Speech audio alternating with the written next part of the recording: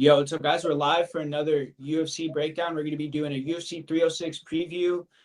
First and only card in the Sphere, according to Dana. We'll see if that actually ends up being true. And then we got a little bit of a recap on last week's card. I feel like last week's card was actually a pretty good card, fun card to watch. So, gonna talk about that one a little bit. But got some guests with me. Got Fitz, like always. Got Billy Briz back on the show. So, what's up, guys? How you doing? Good, man. I'm excited. It's Sphere Week. It's a huge title fight. We've been anticipating this fight for a really long time. This fight's years in the making. Merab versus Sean. It's a crazy buildup, and I'm super excited. Yeah, man. What's up, Billy? How you doing, bro? Oh man, you know me, man. UFC Noche week. I got the bobblehead right next to me. Biggest Sean O'Malley fan you'll ever see. Had this bobblehead for years before he got famous. So best time of year. And regional scene events. Bellator's finally listening to the fans. They're coming out back to back weeks. Granted, it is Leia McCourt in the main event, but I'm a fan of Leia McCourt in her fighting style. A couple of former UFC fighters on that card. Mark Diakase making his PFL Bellator debut. So we got a fight over in the land of the pond. Cage Warriors did me well last week, so I'm a fan of the. I would say Cage Warriors is probably my favorite regional scene promotion. That's part of my big three. I can't really bet on LFA in New Jersey, so I'm excited. We got UFC Noche, Bellator Friday. It's best time of year. NFL's going off. I mean, you guys are like WNBA and no Beaver ball talk here on the Guru channel, but it's Peyton Clark season, man. Yeah, man, it's definitely a bunch of cool shit going on right now. And this week, I mean, we even got a good boxing fight. You know, Canelo's fighting. It's obviously Mexican Independence weekend. So, yeah, man, a lot of shit going down. What do you guys think about that fight, real quick? I mean, obviously, Edgar's a huge underdog. Like, anyone think he has any chance to win it all there? Nah, I No. mean, I'm not too familiar. I'm not a diehard boxing fan. I'll tune in, to the big fights, but I see, on social media, he's saying he's gonna kill Canelo, retire him. He's talking pretty crazy, so he's building the fight up. But this is gonna be tough to go in there and beat Canelo on his day. Yeah, dude, it's actually funny. I actually like Edgar Berlanga because I bet on him for a long time. He had like this streak where he had like I don't know, like 17 or 18, like his first fights, 17 or 18 fights, he had first round knockout in every fight. And he was fighting like terrible fighters though. And then like he got a bunch of hype off that. And then when he stepped up and he's gotten these wins like over decent guys, but he hasn't really looked like super good, you know. So we'll see if he can kind of like step up. But yeah, man, I'm excited because that fight's gonna be in Vegas. So I'm gonna go to the weigh-in and shit over I'm gonna go to the. I don't know. I guess the UFC weigh-in will probably be at the same time, but I'm gonna probably go to the Canelo weigh-in. I don't know why, but yeah, man. What do you guys think about like this whole Sphere thing in general? Like, how do you think it's gonna go down? Like the actual event? Because they're saying it's gonna be like a movie in between it and a bunch of weird shit like that. So I want to know how big the cage size is and stuff like that. The questions I have are more like betting questions of like how is the peripheral vision going to affect fighters? Because I would imagine they're going to be able to see themselves from like any angle of the cage or something like that. It's probably going to be like an adjustment period. Probably won't be betting a whole bunch of unders. I say that now until we start really digging into the fights, but I don't know, man. It feels like a big adjustment for a lot of these fighters, but knowing some of the fights during the prelims off the top of my head, maybe I take that back because Raul Rojas. I don't want to ruin too much, but Raul Rojas first fight of the night -700. I don't be betting over on that one. I'll tell you that. yeah, man. I mean, what do you think, Fitz? You think it's gonna be like a different type of card, or you think it's getting built up for nothing type thing? No, I mean, I think it's, going to be pretty crazy. I'm pretty sure they're going to have, I mean, I don't know. I mean, you probably know the best out in Vegas. Like, you see the Sphere. I don't know if you've been there. Like, I don't know, like, what's it like? Like, it's kind of mystical to me. Like, is it going to be like the fighters, like, they're going to turn the Sphere into like the Coliseum or something and make it look like they're fighting in the Coliseum? I saw something today where if you're sitting there in the chairs and someone gets hit, they get rocked, you're going to feel it in your chair, apparently. Like the chair It's is going like to move accordingly. yeah, yeah. I mean, I don't know exactly how they're gonna do all that, but I went to one of these shows. It was called like it's like the Sound of Life, or it's like just one of these like their shows that they do like all the time. and it's like a nature show. So they're doing like all this different stuff, but it's weird because like Billy said, like at least when they're doing like an event like that, it's like literally everywhere. So it's like if there's a fight, like you're gonna see like all over like. But I don't. It's gonna be weird if they do it like that. I feel like it's not gonna be like I would that. guess it would be I want to see a simulation of it, bro. Like, like when they did the shit last year overseas for football with the Toy Story thing, like at least we got to Yeah. see a simulation of it. With like, I feel like for MMA, like we're in like the premature stages. This is the biggest event of the year. We don't have some fucking simulation. All we have is the credits of Sean O'Malley's past fights and then Merab's past fights. Like, it doesn't even have to be like the fighters. It could just be like characters. Like, we need to see something. Like, we don't even know how big the cage is. Like, definitely for the biggest card of the year, there's a whole lot of questions, but that's perfect for the bookies. That's exactly how they wanted it.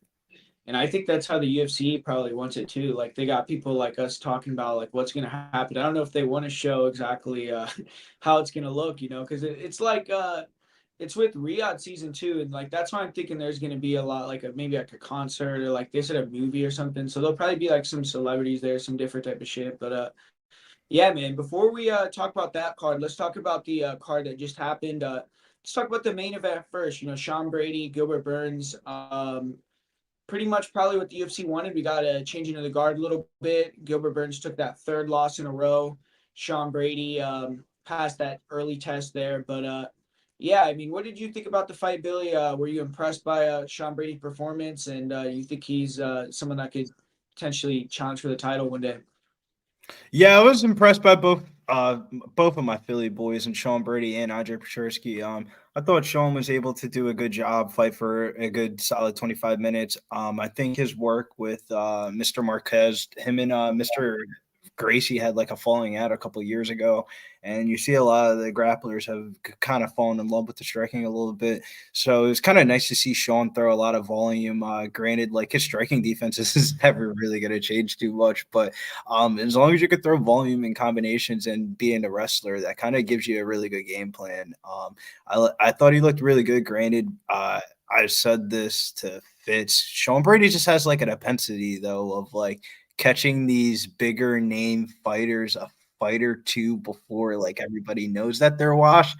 Like, granted, it looks good now, but like I kind of knew he was going to beat Gilbert Burns. I mean, if Jack Della Maddalena was able to beat you and finish you, and that wasn't that too long ago, I think Sean Brady's a little bit of a better level than Jack Della. So that's the fight that I want to see next is Sean Brady versus Jack Della, title eliminator. Yeah, and I agree. I mean, you look at that fight, and the thing about it is, I don't feel like Gilbert Burns was really like that much of a worse fighter. Like, he just didn't pull the trigger. And that's one of those things you see when people are getting older and they just, can't do the same things they used to do. Because I feel like skill wise, it's like on the feet, when Gilbert turned up, he was effective at certain points. He was effective with the grappling. I mean, Brady got some takedowns, but neither guy really did anything in the grappling. It's not like Brady was able to dominate Gilbert on the ground. So Gilbert, I think he could still compete. It's just he is at that stage in his career where I just think he's probably not going to be able to beat this like super high level guys. So, but yeah, Fitz. I mean, did the fight kind of play out how you thought? Because I know you were fairly high on Brady here. Yeah, I mean, something just like Billy said. I mean, I didn't like how Gilbert looked on the scales. I thought he looked a little deflated compared to how he normally looks, and something that just made me more sure that the younger guy, he was just hungrier, like you said, it wasn't a huge skill thing. It was more that, Brady was more willing to pull the trigger, throw the volume out there. For me, the big thing is his cardio held up very well throughout 5 rounds. I know it wasn't like a grueling fight, but he still was able to go pretty hard for 5 rounds and throw a lot of volume, on the feet and mix in takedowns. So I thought this was, a test pass for Sean Brady. I'm excited to see how he matches up in a fight against, someone like Jack Della, someone like Ian Gary, someone like Leon. He's at that level right now. So, it's only going to be really tough fights for him. Yeah, I know. Billy was talking about the fight with him versus Jack Della. I think him versus Leon would be a cool fight because it'd be like if Leon can't beat Sean, which is a hard style matchup. I mean, maybe that would be kind of the end of I Leon think at that that's a top. better MMA fight, but the Sean Brady Jack Della, like there's actual real beef. Like he doesn't really like dude at all. Oh, I see. I didn't even know that. Like, so they have like shit Yeah, talk. they're scheduled to fight before he ended up pulling out, yada yada yada.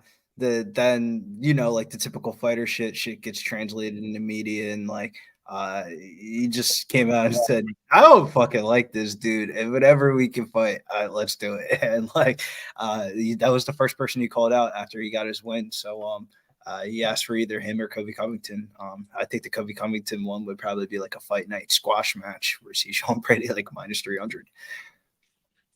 Yeah, I mean, so you think Sean? You think it's like if he wins his next fight, though, it's a title shot after that?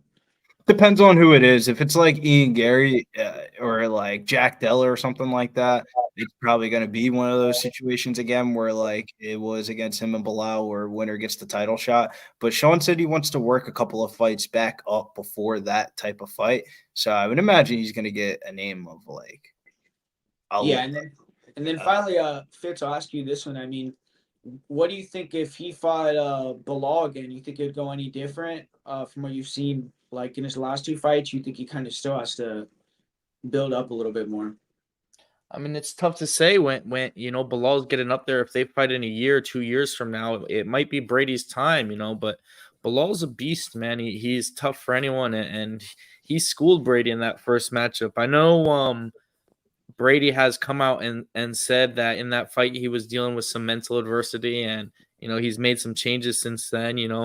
Me personally, I think this kind of Shavkat's division. Now if he's getting the title shot, it's gonna run through him. And I think he's a tough problem for all these guys. But yeah, I think Brady's one fight away.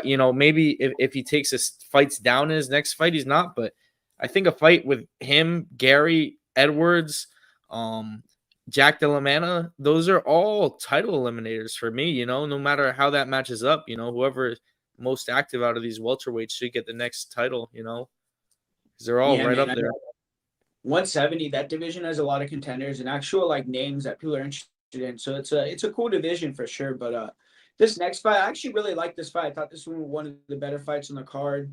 Natalia Silva versus Jessica Andrade, and man, I mean, I feel like Jessica Andrade showed up the best Jessica Andrade she probably could show up as at this time of her career. And Natalia Silva still passed the test. I feel like the first round was really close. It could have gone either way. Jessica Andrade ended that round really strong. She had that Superman punch at the end of the round, and then but after that, it was just Silva was just able to use that evasiveness, land more often, land the bigger shots, and Andrade was kind of able to win the end of the rounds, like in every round it seemed like, but it just wasn't enough to take the fight, and she couldn't get any takedowns, so it was more of a stand-up fight. But yeah, I mean, Natalia Silva showed she had a great chin too, which was something that I was kind of not sure about, but she hit some huge shots. So yeah, I mean, shout out to Andrade. I think that she did a good job, moving up to 25, but Natalia Silva got that win, and I think she's probably gonna have to take another fight, but definitely someone that you have to look at as a threat for the title. So who do you guys think she should fight next? And just what did you think about the fight overall, Fitz? Yeah, I had Silva by points, so I was really happy with the result, and I was really happy with the actual fight. It was really entertaining, back and forth. Silva passed the test. She was fighting with a heavy heart. So this was a really important win for her. So I'm super happy for her. As far as women's fighters go, I gotta say she's like one of my favorites in the game right now. Her come up has been super exciting. Really, all her fights, dude. She's a very exciting striker. She's fun to watch. It's a little tough though, because this division has been so stalemated by the trilogy we're about to finally see play out this weekend. Manon Farrow, it's really hard to deny her a title shot, man. After that performance against Erin Blanchfield. So I guess the only thing you can say that makes sense is you match Natalia Silva up with the winner of Rose versus Erin, which I think they're about to fight coming up pretty soon. In a month or so in Canada, or a couple months. And either way, the timelines will match up pretty well, because the champion is going to have to take another fight, against Manon Farrow. I really don't know how you jump Natalia Silva over Manon Farrow. Yeah, what about you, Billy? What did you think about it? I'm gonna sound like a casual. These are just one of those situations where this is a real great fight for her career. It's a great step for her career. But fuck, man, you want to promote these girls? Do how you did Jacqueline and Norum. we want to see finishes. I'm telling you, that's the way you remember women's MMA fighters is when they get finishes. Everyone's going to remember that Venezuelan girl, for example, for the rest of her life because of that knockout. When you're fighting decisions after decisions after decisions, it's like, all right, you're a really good fighter, but like, are you selling pay-per-views? Or are you just a prelim fight night person?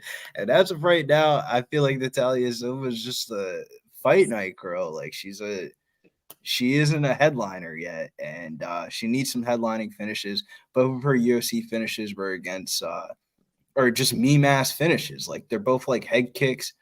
The one was against Blades. That one was really good. It was her debut, and then the other one was against Victoria Leonardo, and fucking everybody fucking head kicked her. I mean, the mom at the local grocery store head kicked her by accident with her baby sitting in the fucking stroller. Like, I want to see her get a finish, like a one of those like we don't like to say this as MMA fans, but like sometimes you just need momentum, and like momentum is can really take you over the hump of like talent and skill and stuff like that, or like certain spots and situations. And if you want to make a splash in this division, you're gonna have to get a finish and some momentum because at the top right now it's a stalemate. Yeah, I mean, I don't mind her having a main event on a Apex card. Like, I think she should fight Macy Barber. I think that's the fight that they should do. Her versus Macy Barber. Macy actually has some hype. Even though I feel like Natalia has a way more I fan think friendly she'd kill style. Macy. Yeah, I think Natalia would beat Macy too, but that's a good fight. I mean, Macy is really tenacious, especially if it was 5 rounds. It would be more interesting. I feel like, but yeah, I feel like Macy has a good name, and if she can beat her, then she could kind of get up there and have more name value. So I think that would be a cool fight to make. But yeah, even the fight that Fitz was talking about would be a good one. Her versus Rose, just someone like Billy said, where she just beat Jessica Andrade, so her stock definitely moved up. But if she can beat another person with a big name, then maybe you could throw in a title fight or something, because it's not like I mean, none of those girls at 125 are selling pay-per-views at all. Like, so You want to it's see her get a finish? Put her in there against Rose Namajunas. yeah. I mean, she could. You think she'd finish Rose? Yeah, I think so. Yeah, I mean that would be cool. I don't know. Whoever she fights next, I'm definitely gonna be excited to watch it though. So, but yeah, man, this next fight, Steve Garcia versus Kyle Nelson. Pretty quick, boring fight. I mean, it was not boring, but quick. I'm kind of pissed off about this fight, man. I mean, I I thought don't it know. was a bad stoppage though, bro. Elbows to the back of the head. Yeah, No, that's what I'm saying. I mean, I bet on Kyle Nelson, and the fight kind of was weird. I mean, basically, the whole fight was Steve Garcia tripped. Nelson took his back for like 3 minutes, got reversed, and then got elbowed to the back of the head, and the fight got stopped by KO TKO. So, I mean, I don't know. Steve Garcia, when he got on top, he definitely was unloading, and Kyle, it's just he wasn't taking the shots very well, so maybe it probably would have ended up being a Garcia finish either way eventually.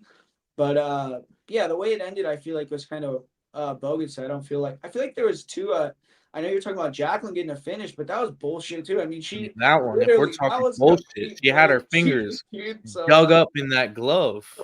She so was I mean, knuckle deep in the glove. yeah, that was like complete bullshit. That was literal like complete You're cheating. like But back of the bus freshman year of high school deep, like yeah, knuckled. but like fuck, Vanessa man. sucks though for fucking crying about it while the fight's going on, and then she proceeds to get armbarred not 2 seconds later.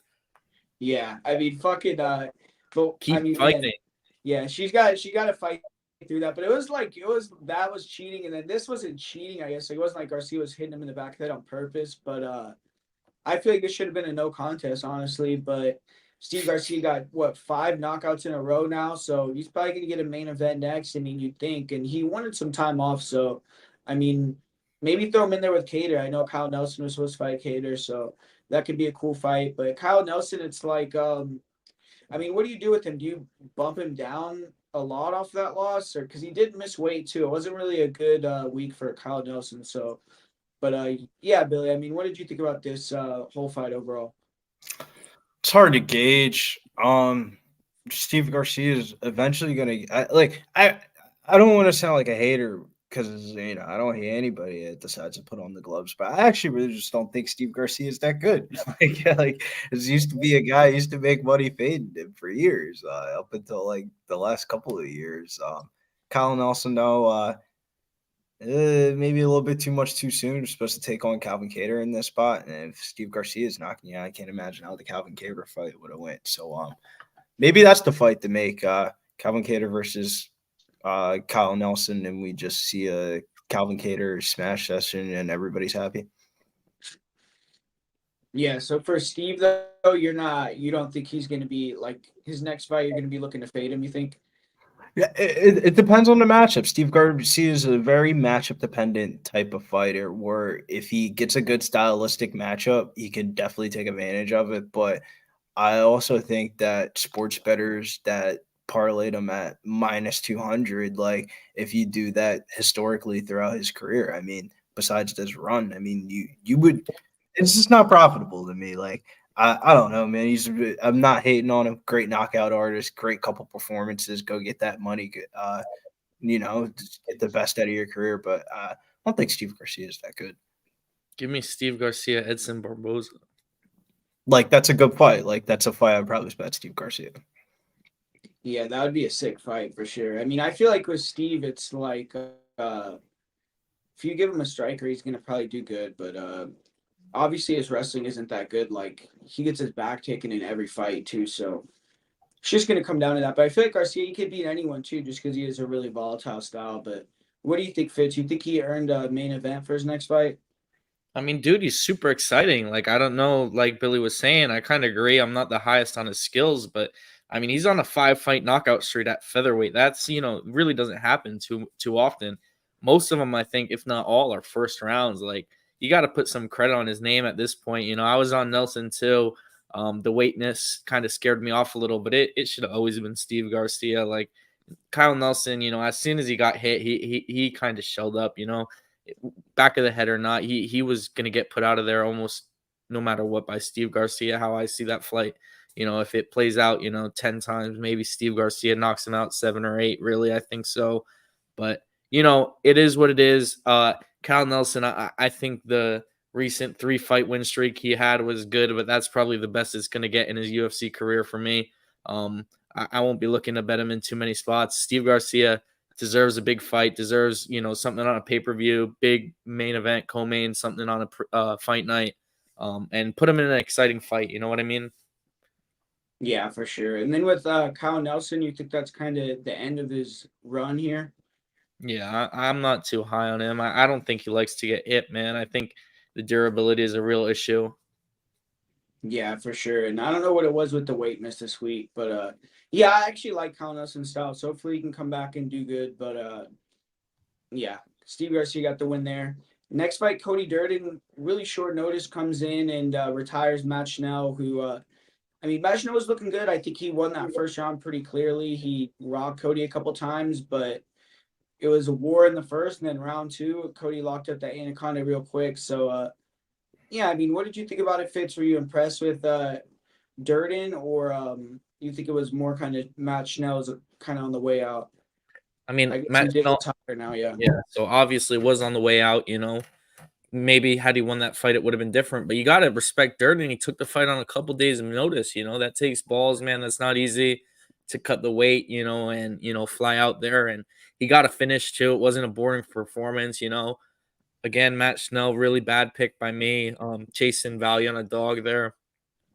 But whatever, I thought, he, like you said, he looked all right, but Durden was landing some bombs. I was surprised Snell ate him, which is why I think Snell probably, should have been fighting at 35 towards that latter half of his career. He would have had a little more success, in my opinion, at least in not terms of getting slept so badly.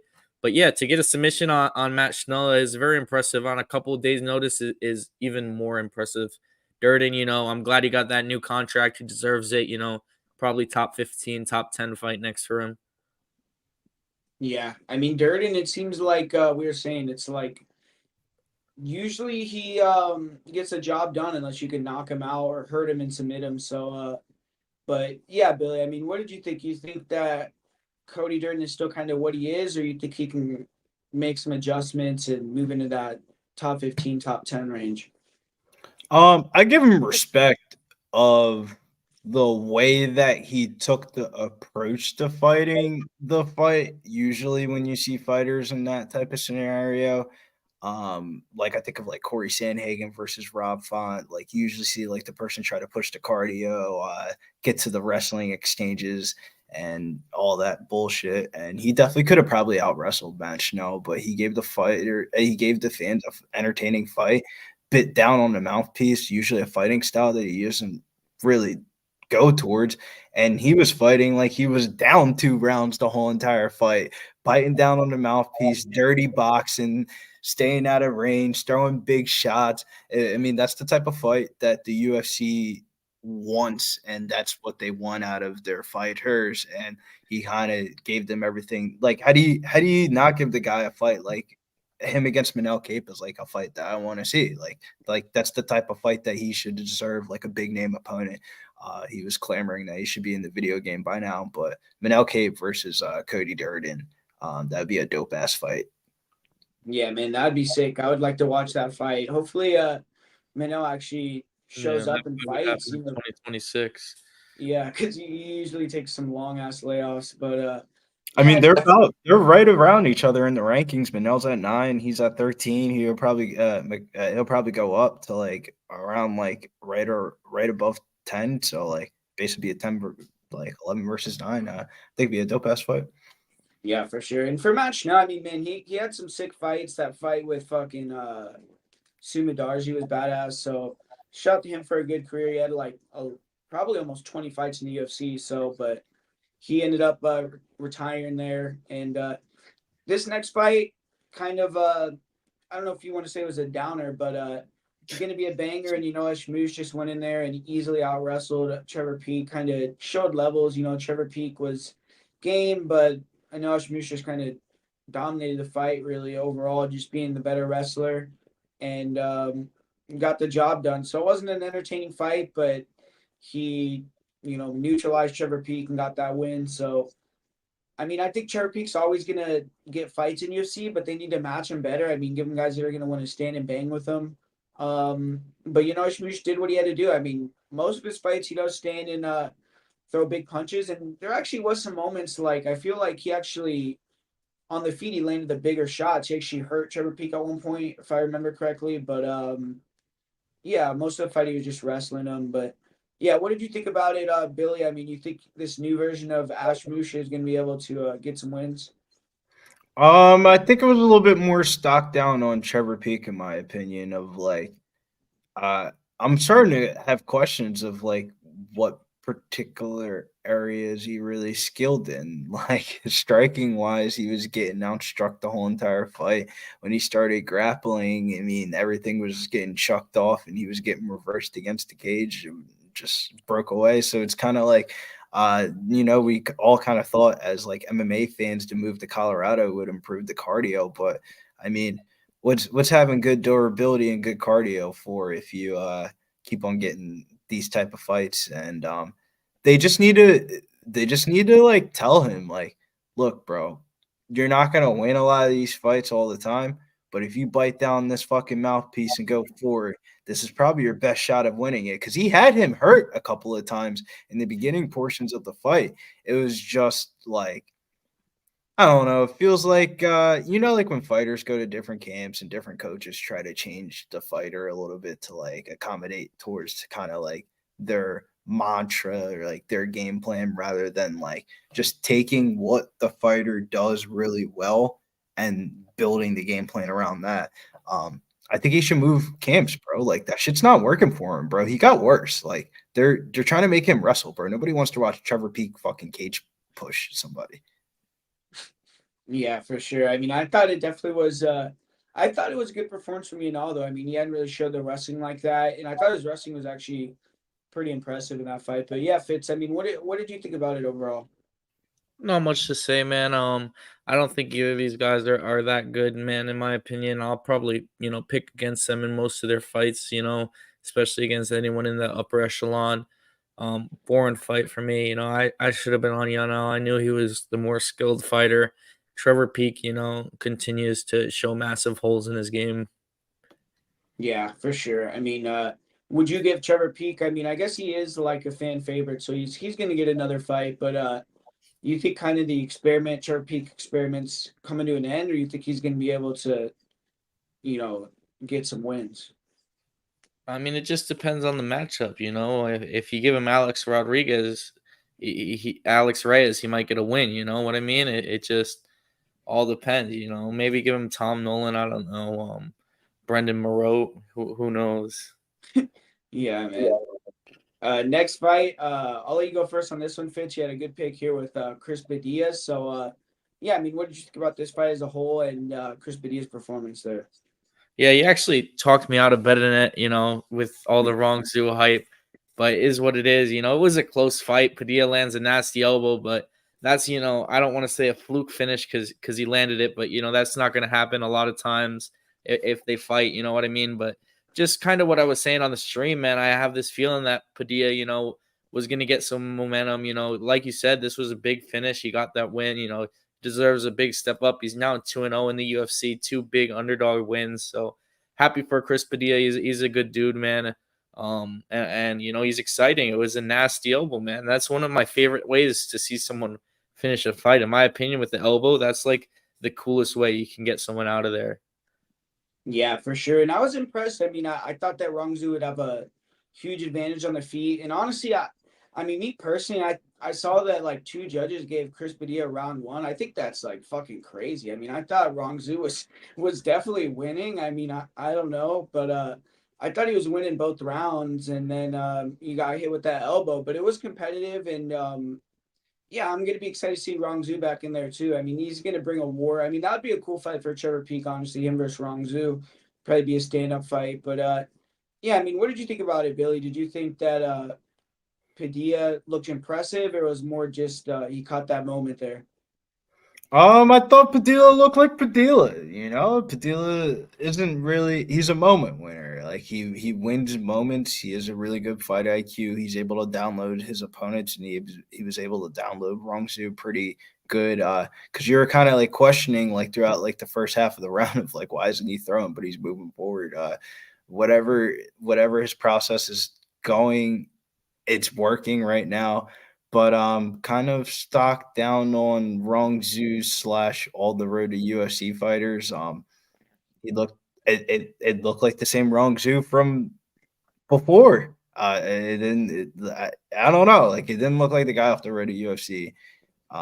Maybe it was the small cage. I don't know, but it would probably be the last time you see Chris Padilla at that big of an underdog price tag. Yeah, I mean, potentially. I feel like one thing with Rongzu is he did get his grappling up. Like he kept the fight standing, got the fight he wanted, but still couldn't get the win. So hopefully he can get But it. I don't know, man. Big red flag getting pieced up by Chris Padilla at distance. Like prior to that elbow, he was getting pieced up a little bit, and he was coming forward. And like Chris Padilla is not he's not known for his striking.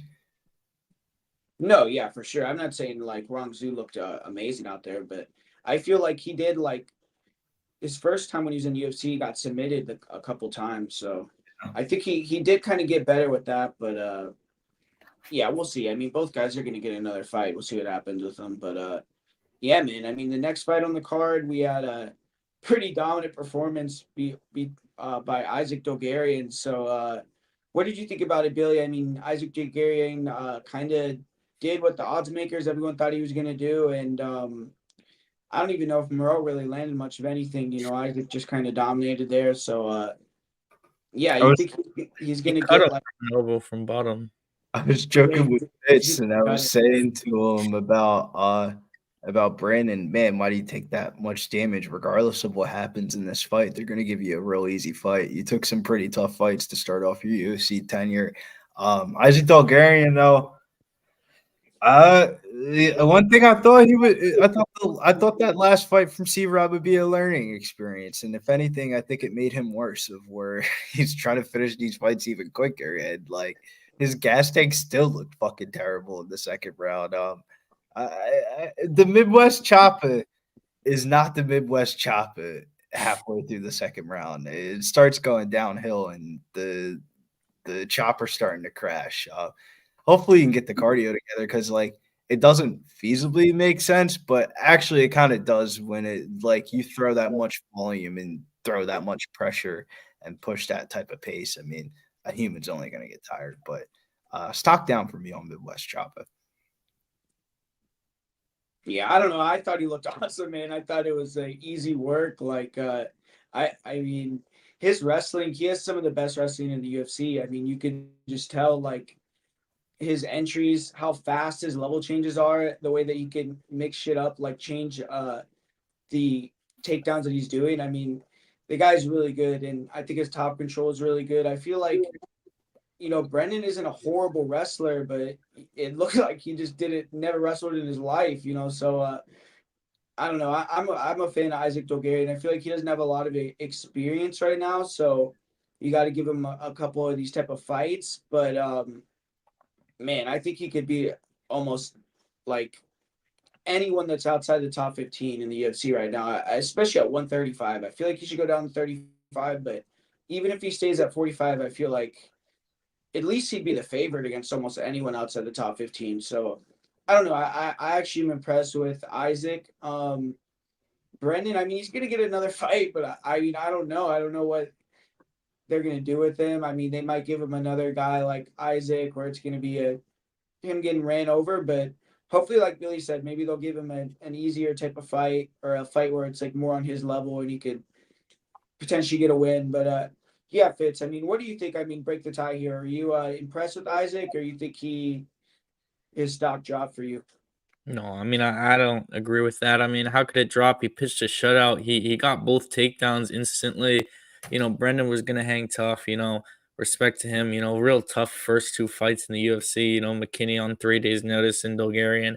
I agree. I think he's a little undersized, but besides that, he's dominant on the mat, man. I mean, when he gets on top, Brendan didn't even really get close to escaping at all. He's really powerful on top, really heavy. At 135, I think he's a huge problem. I think stopping that takedown and getting him off you at 135 would be a really, really tough task if he can make the weight. I'm excited to see Brendan get back in there, and hopefully, it's a more reasonable matchup, than what he's been thrown in there with so far. Yeah, for sure. I mean, with Isaac though, I mean, do you agree with me? You think they should give him like not like a Brendan where he's a minus 3,000 or whatever, but another couple fights where he's going to be a pretty big favorite, or do you kind of try to fast track him? Yeah, I mean, I'm giving him someone right around that, 20 to 25 range, At 45, there's a lot of studs, and 35 too is the most stacked division in my opinion. So anyone he fights, from here on out, it's going to be pretty good. Yeah, for sure.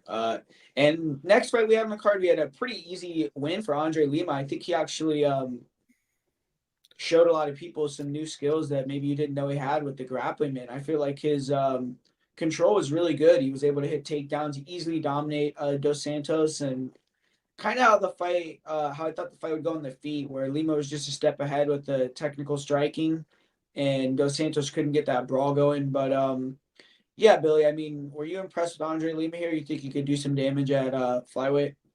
Yeah, man, really impressed by Andre Lima. I didn't think he was that good of a grappler. Definitely undervalued his grappling. I think he went up to a black belt in that fight. I thought the grappling was really the story of the fight. He was able to use the grappling to really kind of control where the fight went and kind of really win minutes. I think Andre Lima is kind of like a dark horse, man. I mean, if you're gonna have that type of Muay Thai background and your grappling is gonna look that good, maybe Dos Santos, maybe it's a little bit overvalued with Dos Santos' takedown defense being that bad, but I thought Andre Lima looked really good. Stock up for me for Andre Lima this weekend. Yeah. What about you? Yeah, I completely agree. Lima by decision was one of my favorite bets of the night. It was really one of the easiest of the night. It was, he did get pretty close to a few submissions at one point, honestly. But besides that, he coasted. He looked really good, and his striking is dangerous. If he has this ground game to back it up, he's a problem, man, for anyone in the division. Really, I think so. Yeah, and I like 125, man. They're getting some new prospects in there, so we'll see who he fights next. I mean, would you What do you think about him versus like Alex Perez or something like that? You think that would be a good matchup? Yeah, I think he beats Perez, to be honest. I think he'd probably sleep him. He's too slick on the feet. He'd probably grab the fence 9 times with Perez trying to take him down, but Yeah, I think that fight would be like a pick 'em, man. Honestly, it would be like to me that's like a I don't know because Lima he was losing to that one the Zeffirino guy that bit him. I feel like so, yeah, but he was that was, it was only the second, third round. Yeah, I think he yeah, was gonna break him down. yeah. I mean, but that would be a big step up, and we'll see because there's not that many guys at 125. It's like once you get a couple wins, you kind of got to take that step up, you know. But What if you give him the yeah, gatekeeper, Charles Johnson? yeah. I mean, that fight would be sick too for sure. I mean, I feel like Charles though he deserves to fight someone like above in the Yeah, rankings, you know, because yeah. he's got on like a win streak now. But with Perez, you know, he's still above Lima, but he's taken like what 2 losses in a row. So I think it's like kind of like I don't know more appropriate matchmaking. But yeah, that fight would be sick too. Like just the matchup style wise, like stand up fight that would be like a sick ass fight for sure. But yeah, man. I mean, this next fight they're gonna talk about Gabriel Santos versus Yi Jia. Kind of a frustrating fight for me, man, because I had a bet on Gabe Santos to win by knockout. And I feel like it was like one punch away in first round, and he hurt him so many times, but Yi Jia was able to survive to a decision. So yeah, man, first win for Gabe Santos in the UFC. Billy, what did you think about it? You think he's gonna kind of take off from here? To be honest with you, man, beginning of the week I was really high on Gabriel Santos, and I kind of soured off a little bit. Kind of underestimated Yiza's durability, and that's how the fight kind of ended up playing out. Really good durability. I think Yiza is going to win some fights in the UFC. He just ran into a very hungry fighter that night. You know, Gabriel Santos kind of just got some unfortunate matchups to start off his UFC run, and it felt like that night he wasn't going to be deterred of getting a W. Like it just felt like it was his night type of thing.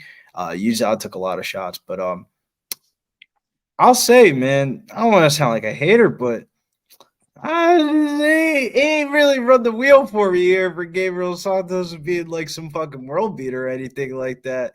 Let him be minus 300 or minus 400 again against somebody that isn't a Chinese grappler from the road to UFC, and I can't really rate how their film looks. He might be back on the fade list. Yeah, what did you think about it, Fitz?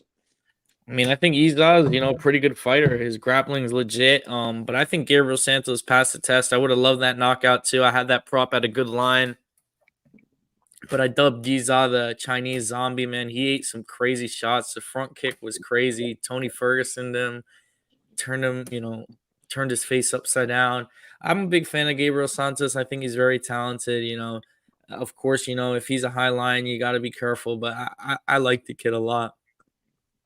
Yeah, I like that fight, but this next fight, quick fight, Amorim versus Vanessa Demopoulos. I mean, I think they should just rematch this fight. Honestly, it's like I don't know how they watched the replay because they said they replayed it and then not change the fight to a no contest because I mean you're not supposed to put your hand to the glove and she obviously had it blatant as like ever. So I don't know, man. I mean, like you guys we were kind of talking about it a little earlier. Vanessa, should have defended herself at all times, but I don't know, just a really weird finish, bad finish for the fight, and I mean, anyone else much to say about this one? Just the UFC has got to be better, man. It's a little frustrating that they're not on top of stuff like that. It's a blatant foul. Any other sports league, you go to replay and they get it done correctly. We're talking about a multi-million dollar, billion-dollar organization. We should, in 2024, have replay and be able to make the correct decisions. Yeah, for sure. I think it was the result that they wanted anyway. So why the fuck? Why would you change it? Well, I mean, I don't know. I don't like. It's the commission. Is it supposed to have a bias? But It definitely felt like one of those situations where it was like, all right, yeah, this is a foul, but this first round finish though in the highlight film when we promote this girl that we've been trying to promote forever, it's gonna look fucking sick with the rest of her arm bars. I think Jacqueline Norum, granted it was a foul, but stock up, bro. She made that shit look easy. Like there was a clear, regardless of like the foul or whatever, there was a clear level difference of BJJ black belt acumen there of like there she was just levels better on the ground. If she didn't submit her then, she was probably going to submit her 30 seconds, a minute later, a minute and a half later in a different position. Vanessa Demopoulos, first time I'll ever say this, and probably the last time I ever say this, she just looked out of place. Yeah, I mean, but you have to like think that first round for Amorim. I mean, she always is super dominant in that round. So I to mean, do, I ran a 3-leg parlay, just strictly UFC, like a little chalk parlay, and it was Petrosky and Norum and Isaac Dolgarian at even odds. And in hindsight, bro, I probably sweat out the Isaac Dolgarian fight the most. Like that's it. Like this fight was like probably like the least sweatiest of cashers. Like pre-flop, this is the fight I was scared about the most, but in reality, like this is probably the easiest one of the three. yeah, it was definitely quick and but what do you guys think? I mean, they should do with the fight. You think they should rematch it, or you think they're gonna like act Nah. like Amorim and give her like a top 10 opponent I next? think they bump Morum up. You know, she has that crazy finish streak. She's finished all her opponents. You know, whatever. I don't think Vanessa Denopoulos was gonna beat her. I want to see some Brazilian violence. Norm versus Luana Pinheiro. I think that'd be a dope ass fight. Two Brazilian girls. Pinheiro's kind of got that little like hype from the matchmakers of like some high profile fights. She's been able to really reach her peak. And then Norum, she got right off the bat in a high profile fight. Like I'll never forget her UFC debut. It was a card in Miami. It was a huge card. I had some money on her, and she lost to fucking Sam Hughes. Like, I think that they've been trying to build her up for a while, and this is it. She finally has the highlight package. Like her highlight package, for example, is better than Natalia Silva's. To like, if you just showed a common fan that didn't know shit about the sport, and you would show them both the highlight reels, they'd be like, "Oh my god, Jacqueline and Norm's great!" Like, and they'd be like, "Oh, the other girls are all right." Like, they have no idea. Like, one's so much better than the other. You think? Dude, I don't. I would think they would like the fucking head kicks and shit Yeah, more but than like arm I bars. don't know, man. It's some when you watch Jacqueline and Norum like roll on the ground within the first 7.5 minutes of any fight, like she can rip any girl's arm off in this division in the first 7.5 minutes of a fight. Yeah, I mean, she's definitely super dangerous, and yeah, man, I think she's someone that they wanna build up. So they kind of got what they wanted there, but tough loss for Vanessa too, man. 'Cause she's like what, like 36, and she was on like a 4-fight win streak. So could have been a big fight for her if she got that win. But yeah, man, Andre Petrosky versus Dylan Butka was the fight previous to that, and I mean Andre Petrosky, I guess he did what he had to do. I don't really get what he was doing in that fight. It's like Laying on he got, top of yeah, he got the easy takedowns, and then he could have easily passed him out. It's like he's just sitting there not doing anything. Butka has that vice grip.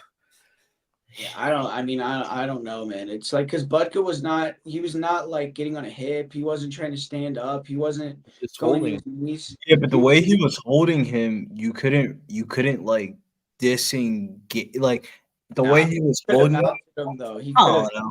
He was trying to. He literally every time he tried Even in the last, after he in could have like, moved out earlier in the rounds. yeah, he would whenever he tried, like, because he was like, all right, there's like he was just taking it like super safe because whenever he tried to mount with like a minute left, he mounted him easily, dude. It wasn't like it was hard. He was Yeah, fucking. So it did was you just think his cardio looked better, or was wasn't it doing. just She a wasn't clear doing level shit. defensive grappling of like one dude has a Renzo Gracie jiu-jitsu black belt and the other dude has like some Middle Eastern Maryland bullshit ass black belt?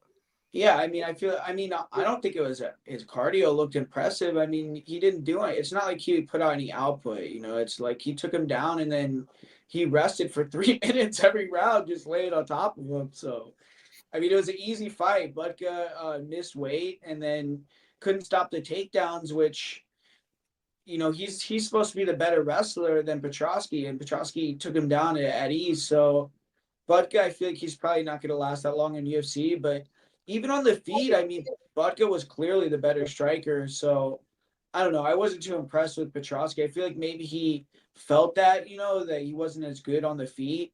So he's like, I'm not going to even risk like losing position at all. When I get on top, I'm just going to lay on this guy. And it's kind of what he did. So, but what, 2 wins in a They row? need to give him a better fight though, because he's running into the problem of wrestlers being like so much better than like that person in that category that they can just go to that as their bread and butter throughout the fight. But like he's not a boring fighter at all, like at all, at all. Like I've watched Andre Yeah. Petrosky his whole entire career up until like the last two fights where it's just an opponent of like Josh Frem and Dylan Buck of like they're just boring ass fighters. You put Andre Petrosky in a fire fight, you're gonna get fireworks. Yeah, I mean, usually I think I don't know what it is. I think it might be a confidence thing because, like, dude, he used to talk so much shit. Like, he'd say, like, I'm the best grappler in the UFC, and like, Well, there's he, a reality check though, yeah, Guru. When you no, get for sure, guys yeah, like Narleton Ruziaboa coming into the gym and you're sparring with him for 15 minutes, you get a realization of like, damn, this dude's only hasn't even fought in the UFC yet. And this motherfucker's ragdolling me all around in this gym. Like, like there's a huge reality difference of like where sometimes like the hype in your head of like an undefeated fighter kind of like what happens when you take that first loss. Like you see a lot of fighters, like we talked about Sean Brady, his teammate, after he took that first loss or before the first loss, he had to see a mental coach and stuff like that. A lot of shit, sunshine and rainbows until the rainbow's all like done.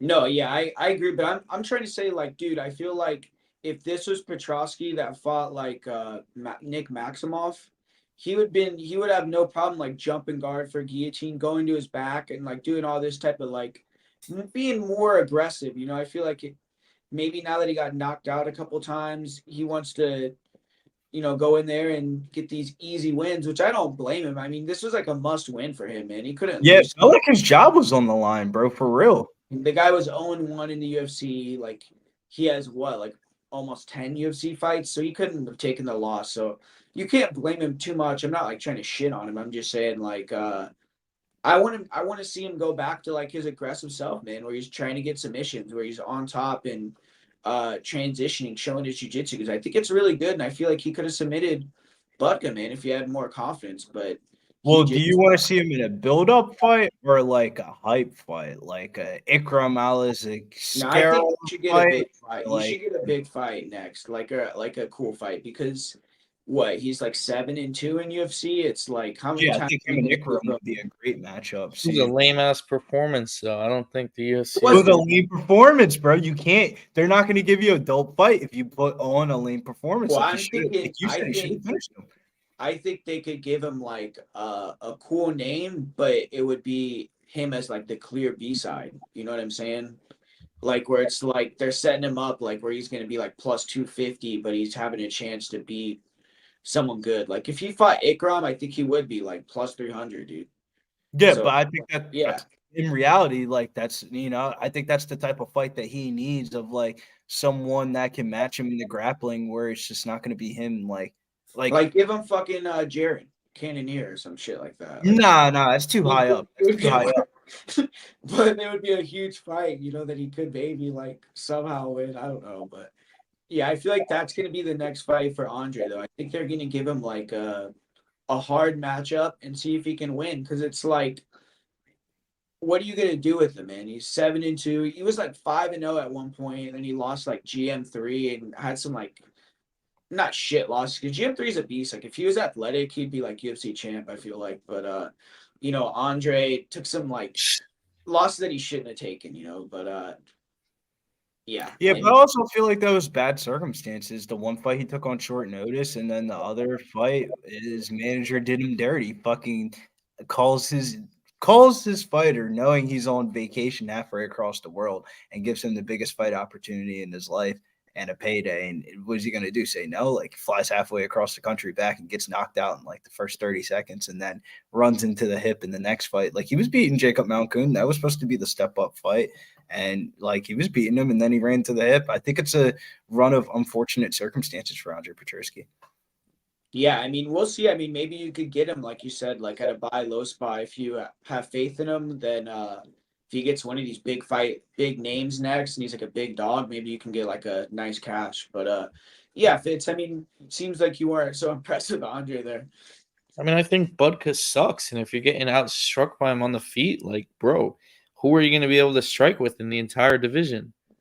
Besides Yeah, maybe your boy that's true. Gerald, UFC champ, if he's athletic. That's crazy Dude, statement, bro. GM3 has, dude, It's an he has the best insane grappling. He statement. has some of the best grappling in UFC history. I do agree with you on that. That's a Some of the fact. realest durability. Grappling is some of the wildest submissions. He doesn't have the work. That's bullshit, dude. How many times has he gotten slept, bro? He's had like 100 fights and he's got it knocked out like 5 times. Literally, I mean, he's literally had like almost I don't know how many fights he's had. Probably 70 fucking fights or some shit. Like, I mean, you're gonna get knocked out sometimes. And that's an athleticism thing. Like, dude, if he was just as athletic as Ian Heinisch, he would beat him, dude, for sure. But he got fucking ran through because he's not like, I don't know. I mean, obviously it's hyperbole, but I like JM3 a lot, dude. And he's beaten like super athletic guys, bro. Like he beat fucking He's definitely pulled out some wins out of his back Muradov, that have aged Oscar very. Muradov. Dude, he's won like almost 20 fights in the UFC. That guy, he's got like 15 fucking subs. Like, I think one he's of the better best, than Paul Craig. Like Paul Craig Oh feels yeah, a bit more better. meaty. Like GM3 actually has intangible skills. GM3 stand up isn't like complete ass like Paul Craig's. Like his stand up is decent, you know, like he has that left kick and shit. But Paul Craig's stand up is like fucking nothing, you know.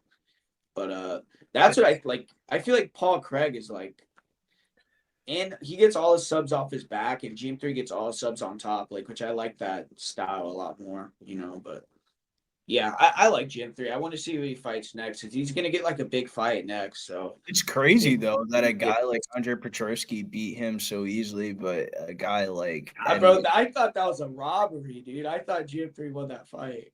That shit I was I was sweating. I was sweating. an easy fight, bro. That shit was like a GM3 in the third round was whooping his ass in round 3. Yeah, but he got his ass whooped the first 2 rounds though. Yeah, I mean, I can't remember. Like, I remember a lot of people thought GM3 won that fight, though. Like, I just remember it was close, but I can't remember who I thought actually won or like confidently say, you know. But yeah, that fight was like a striking fight, though, pretty much, right? Yeah, it turned out to be a striking fight in the end. Yeah. Kind of one of those fights where it's a typical Andre Petroski fight.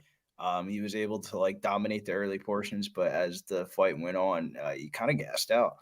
It was like the second round was kind of like the splitty round because he definitely dropped the third. So it was like, did he win the second?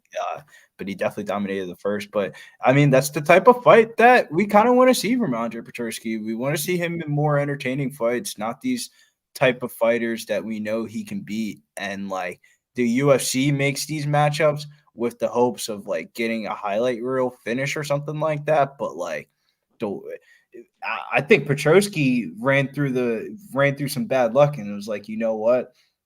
Fuck all the bullshit. These people can't grapple with me. I'm really about to just start out grappling these people and show them like I really am that good on the ground. And it's been working for him. It's got him some wins. He didn't get cut. I don't know if that's going to sell pay-per-views or get him the fight that he wants, but he's going to have to change something up. I think they should give him that fight he's been asking for, though. That fight with Bo Nickel. They should do that because that would be a cool fight. And that would be a cool fight, but I also don't think that's also not a fight that's good for Bo Nickel because like that's actually a fight that I think he could lose. I think Bo would knock him out. Bo might fuck around and knock him out. Yeah, exactly. I think Bo would knock him out, but I'm just saying of like great. You want to put Bo Nickel against somebody that I don't know. I think that's like it's not a dangerous fight though, you know. Yeah, like you want to put him in a fight that's like entertaining, but like the person in reality is harmless. Like Jamie Pickett, harmless. Fucking. Well, that's what I think about. That's what I think about Andre. Because he can't take him down, so it's like on the feet. You really think he's gonna knock him out or something? Like I think Andre could take him down. All day. Shit. You think he could take down Bo Nickel?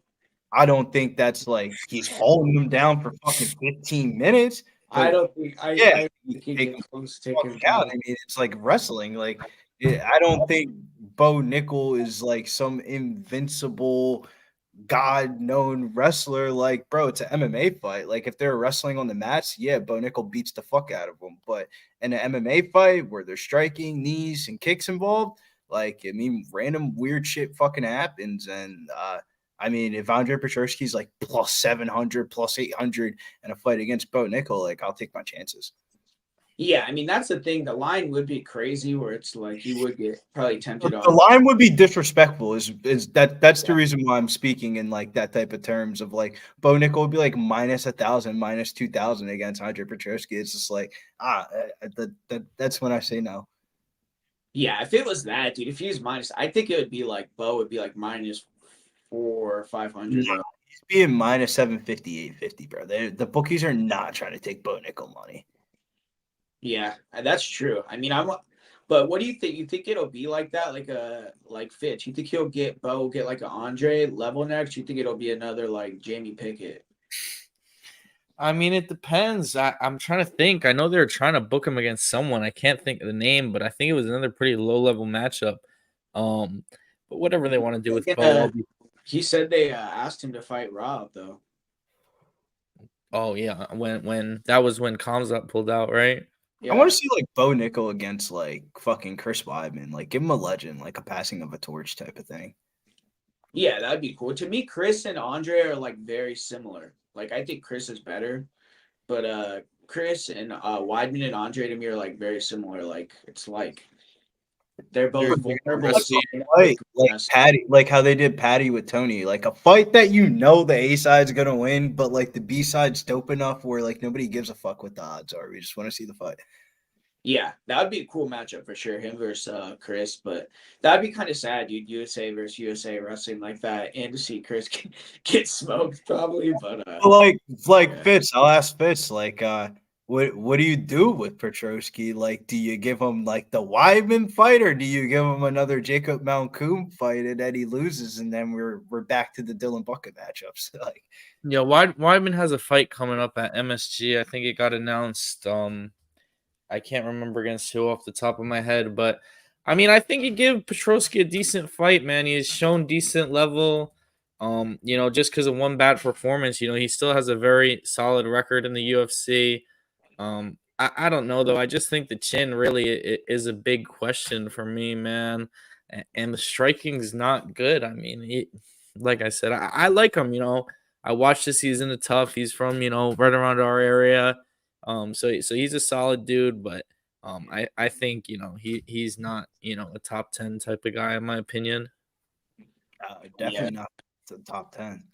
Seems like when he's gotten like the step ups, he hasn't shown up like that. Like He's like even when he fought GM he's like three.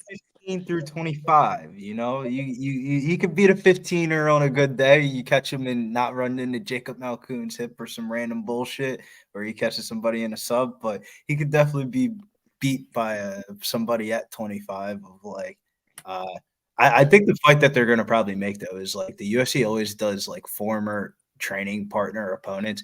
Andre Petrosky versus MAB is going to be my prediction. Oh, Barrial. Yeah. Yeah, that'd be cool. But yeah, I just looked that shit up. It's Anders versus Chris Weidman. Yeah. That's a fight. That fight sucks too, though. I'm not a big fan of that fight. Not a But big fan of betting that fight at all. yeah, it's like that's a weird matchup. Two guys that are like super untrustworthy. But Eric is going to be I like want to see minus what 75. I don't know. I have they put the odds out, but if Chris Weidman's like plus 200, I mean that's definitely a bet for me. Dude, I had a Weidman plus 1,000 knockout ticket in my hand in AC, man. When Well, you I feel like the oh, odds makers respect Eric Anders too much. Like he was like minus like 350, 400 against Jamie Pickett. Granted, it's Jamie Pickett, but like fuck, dude. yeah. I mean, if he's 300, 400 there, he's going to be a favorite in that fight. Yeah, he'll be the favorite. It's just I don't know if it'll be like The minus trap, 150 or it'll be like minus 300. nah, they'll do it with like a little trappy line, like 175 through 215. Yeah, that'll be the opener, but it's like you think people will bet Anders? Like that's a thing that I'm not too sure about, you know. People are gonna 'Cause put Wyman at plus money, and it's probably gonna be like a yeah. boring, close decision where Eric Anders probably gets the nod, like, unfortunately. 'Cause I'm looking right now, he was plus 195 versus Bruno Silva. So it'd probably be like similar to that, right? You'd think. Yeah, right around the same odds. Yeah, for sure. Like, but Probably yeah, a man. little deeper. He threw a good bet. I thought it was a good performance against Bruno Silva. Yeah, that was a good bet, dude. I put that video out on my channel and shit. I got to put those videos out again because I was doing good on that shit. Did I put a video out of Vince to beat Span I mean, or not he Span? eye poked him about fucking 10 times throughout the fight, but fuck it. If you're not cheating, you ain't trying. Who did he fight? He didn't fight Span. He fought fucking OSP is like Kennedy and Jeff Kennedy Luke. and Checkwo. Yeah, and then fucking Dustin versus Benoit. So, but yeah, man. First fight of the night, last fight that we're gonna talk about for this card: Nathan Fletcher versus Ziggy Ramoska. And I mean, man, I kind of kicking myself because I had a bet on Nathan Fletcher a couple weeks ago, and then didn't bet him at better odds this week for some reason. I kind of got thrown off by just whatever the cancellations and everything, but kind of what I thought the fight would happen. I mean, early on, Moscow was dangerous, but Fletcher, you know, got the takedowns, kind of settled him down, and then showed levels on the ground, submitted him. So I don't think Moscow is the UFC level, honestly. I feel like if he fights again, you could fade him more than likely. And Fletcher going down to 35, I am kind of curious what he could do, but I'm not too high on him either. I feel like 35 is a super good division, and I just don't think his striking is that good. I don't feel like his wrestling is going to be like a huge threat like English wrestling. I don't see that taking over the bantamweight division. So, but yeah, Fletcher will be viable, I guess. And I don't know about Ramoska though. I mean, you think he's going to get a win in the UFC, Billy? Ziggy Ramoska? Depends on who they match him up with. I think the hard part when you fight a guy like Nathan Fletcher is like he's such a matchup. Like you can just know by the matchup. Like you don't even have to like tape his fights. You can just know by if the person can wrestle or not, if he's gonna win or lose a fight. Like it's kind of like one of those where like I think generally, bro, Nathan Fletcher is really sub or bust, bro. Like I don't think he's that good. He got pieced up. He fought through adversity. He was able to get the submission, and like that will be the reason why he'll be in the UFC for a little while is because he can get those submissions against like opponents and stuff like that that aren't that high level of grappling. But I don't know, man. It was hard to really rate Ziggy Ramoska. Like physically, what like physical appearance, it looks like he's a player in the division, but then you watch him fight and he just looks like a jobber. Yeah, exactly. I feel like he's just dangerous early, real wild, but I don't think he's that skilled, you know. But yeah, Fitz. I mean, what do you think? You think Fletcher is going to be able to do that to better guys? Yeah, I mean, I think anyone that has a deficiency in the ground game, he's gonna have a very good shot to go in there and submit him. You know, I think the grappling is legit. Like you said, I don't know if the wrestling is all that there, but if he gets on top of you, man, he's gonna hunt down that submission. You know, so if you're not up to par on the mat, you got to be very careful. Yeah, one thing though I didn't like was Fletcher was losing position a lot in that fight. I don't know if it was the size He's definitely advantage. a size thing, bro. He Yeah, like he's not a. I agreed the first thing when you said he's not a 135er. He is not a 135er at all. 145er, you mean? Yeah, 145er. Like he's a 135er. He's not a 145er at all. Like he does not look like a featherweight at all. At all. Yeah, he only went to 45 to go to tough, like to be able to get in UFC, I'm pretty sure. Because he fought 35 like all the time on Cage Warriors. So Yeah, but like you were saying, like there were certain spots where, like, if that's not some dude named Ziggy Ramoska that doesn't know how to fucking grapple, like that's yeah, against somebody that knows how to grapple. Like, I mean, I yeah. don't know. That Maybe I 135 is a don't. 135 is just a hard ass division, dude. Like it's like Yeah, it's the you have to deepest be so good to the deepest divisions. I feel like outside of like the top guys of like it's very hard to crack that little top yeah. 15. Like bantamweight, there's that crack in bantamweight of like 15 through 30 where like any night those fighters are really interchangeable in my opinion. Yeah, like I think there's a like 35. Even if he fought someone like Cody Stamen, I think he'd be the underdog, or like Taylor Lapilus, like these guys that aren't even close to being ranked, you know. So I just don't know. I don't know about this whole season of Tough. I don't feel like there's going to be guys that were really that became stars from the season, you know. I think Ryan Loader could be a name to keep an eye on because Yeah, there's Roder not looked. too many people at the middleweight division that have that high of like wrestling accolades. Like we were talking about Bo Nickel a little bit ago, and that's why we all love Bo Nickel. Yeah, I guess that other guy looked good too, the Brazilian kid. The Myron Santos. yeah, Yeah, yeah, but I think him making weight might be a problem though. Like it seems like he's way too big for 145. I was able to make some money on him in that spot. But like in reality, how the fuck did that fight even go off? Like, and that's been like a common thing in his career. Like, it was rumored on the show he's cutting like up to like 40 pounds to make the division. So, like, God bless you if you try to take a fight like without a full camp. yeah, for sure, man. But yeah, right before we get into this UFC 306 card, Fitz, if you could pull up the MMA tips, just kind of look at the bets I had and the bets I had on some other fights real quick. But yeah, man, we were actually talking about a bet that we were right after the show that we did on Friday, man, that went pretty good with Jordan Newman. You know, that was a fun cash there. But yeah, I got some bets ready for UFC, as you see, for Bell or for Dana White Contender Series. But yeah, I did really good for Bellator. You know, cash few plays, cash that big underdog play on Jordan Newman. UFC, I mean, I feel like there was like, I don't know, I lost every bet, but the reads weren't horrible, honestly. I feel like Petroschi maybe could have submitted them and Santos could have got that finish, but just didn't play out good. But we made money on A1 Combat as well. We made money on Thursday on Aries FC. So on these regional promotions, we've been doing really good, man. We actually had another bet. Shout out to who was the guy that we bet on? We bet on man, I'm blanking on his name now, but we had another bet on A1 Combat, another underdog that cashed as well. So even some additional money that weren't able to track. So hopefully we're gonna make some money again this week, man. Like we were talking about before, we got the Bellator card. There's an LFA card. There's a few cards this week. So can be trying to cash, make some money. Go to the MMA tips. Go to Patreon if you want access to those bets. But yeah, let's get in this fight card, man. UFC 306. I'm excited to break it down real fast. What do you guys want to do? You want to start from the main event, or you want to start from the first fight of the night?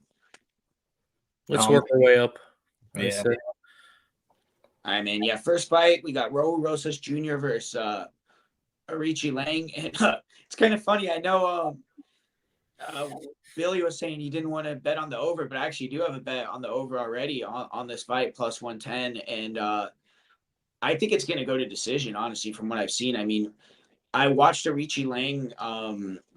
Some of his videos on there's if you go on YouTube and you watch fight ready videos on YouTube, you could see him grappling with some real high level grapplers, and he's starting like with his back taken. He's defending a lot of chokes and submissions from that area.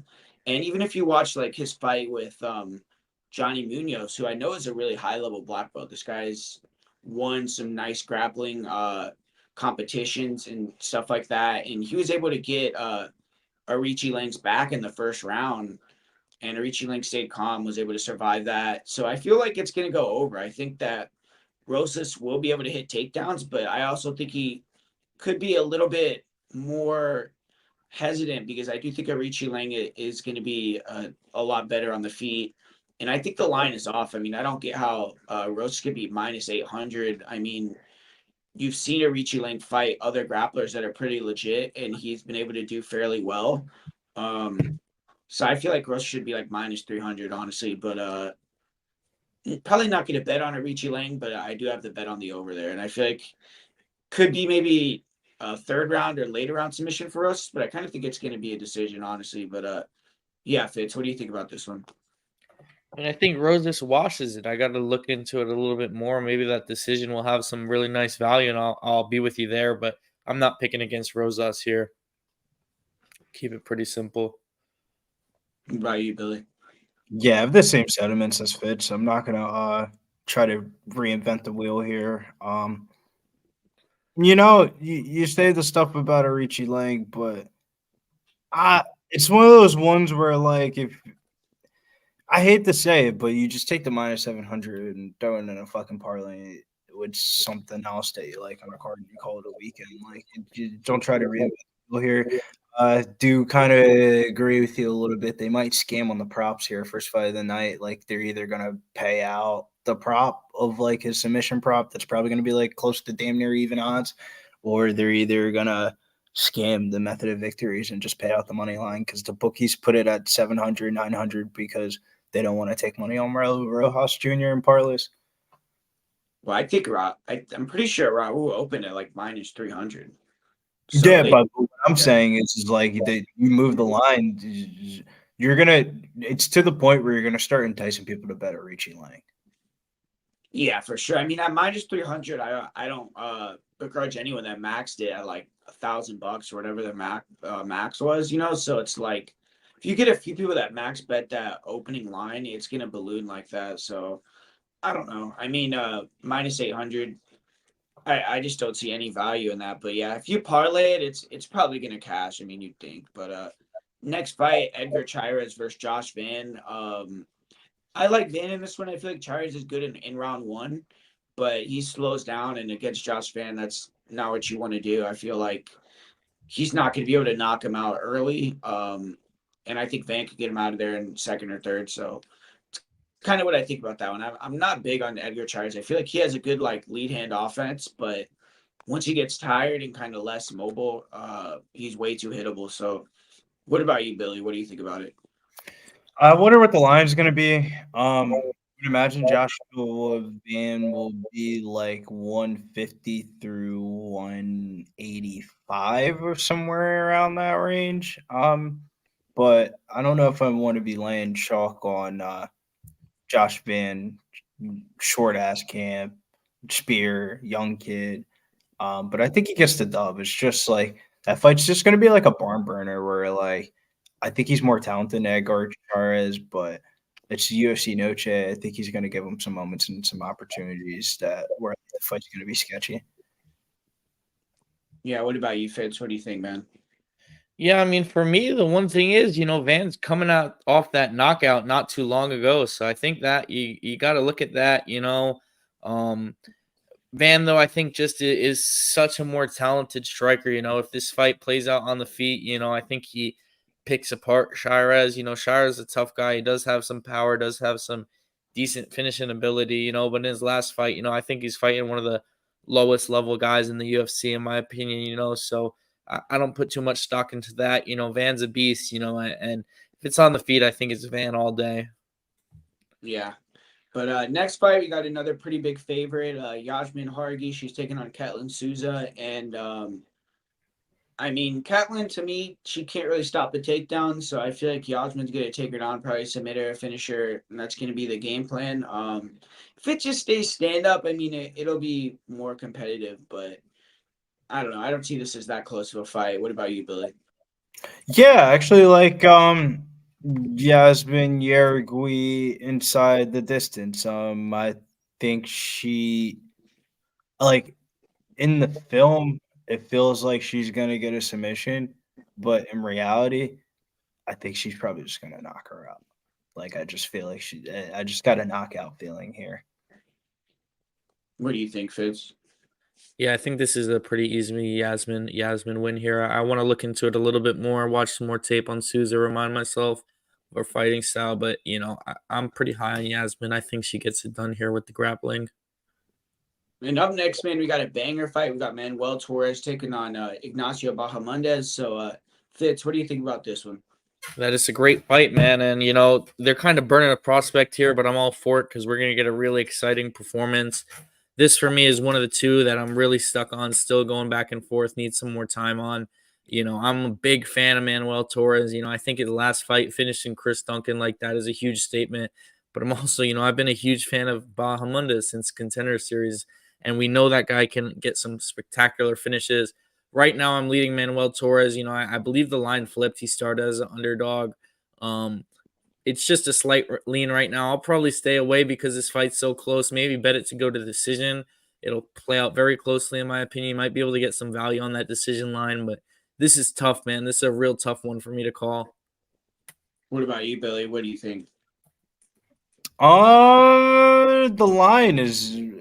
line feels like you would want to make a play on the fight, but when the fight plays out, I don't think it's going to be very predictable. Like it's just going to be a crazy fight. Torres should be the favorite though, because I think he has the grappling advantage. Like if you told me he clubbed and subbed him, Bonamondes here, wouldn't be shocked. But I think it's probably just going to be a barn burner that probably goes to the decision, and it's not going to matter what side that you have. I think this is a what I like to call a market casualty fight. Whatever the market is, whatever the bookies need, that's what you're gonna want to bet on this fight. I would just fade what the market is on. Like if the market just gets like directed towards one way and we see like Manuel Torres minus 150 or something like that, I think you would the best move would fade the reverse line movement in this fight, or maybe the line changes and that entices people to bet bottom on this because this is a 50-50 fight and they just want to be on the dog and have the plus money side. One that I want to see how the market shapes out for it because I've been doing a real good job of like fading the market or getting behind the market at these pick'em fights on like big pay-per-view cards. Like one of my biggest bets this year was Casey O'Neill in the last UFC pay-per-view, John. And that was a fight in the beginning of the week that I was on the whole entire opposite side, and then talking to Mills and shit like that, kind of really convinced me not only is this a bet, but like this should be like the biggest bet of the year. Yeah, and if you guys actually do like that fight goes the distance, man, I mean it's at plus 275 right now, so just for the fight to go to decision. So if you guys like that, that's like a No, it's too much really nice variance. Like, price. there's a lot of random shit that can happen. Like, if you told me Manuel Torres got a submission, like, I can't imagine what Manuel Torres' submission prop would be. Like, we've seen Badamondes before get submitted. Like, it wouldn't be the craziest thing ever. Yeah, plus 500 for the sub. So, but I mean, I don't know if you're actually predicting it goes to decision. I mean, that's a pretty good line though, plus 275. You know, just Well, for at those. that point, I would probably bet fight to start round 3 and hope for the best. Because if there's a finish, it probably comes under 1.5. Yeah, I mean, I like Torres in this fight though. Honestly, I feel like Bahamondes is overrated. Like Same. his striking is good. You know, I feel like he's more of a point fighter with the hands, and then he has like the ability to knock you out the kicks, the knees, and stuff. But he's definitely a slow guy. Like he's not very fast. Like you could see that. I feel like he cuts a lot of weight, and it probably slows him down. And Torres is his striking isn't like elite to me. Like he really only looks for like the check hooks and stuff. But I I just question, though, his cardio, though, bro. He hasn't gone to a decision yeah, since, like, 2018. yeah, that's the thing for sure. Like I feel like Torres, if he doesn't get him out of there early, he could get real tired, and Bob Mondes could just kind of like put the numbers on him. But Bob Mondes is so hittable early, man. I mean, especially with that check hook. He gets hit all the time with it, and that's Torres's punch that he likes to throw. So I feel like it might be lining up for another highlight reel win for Torres early.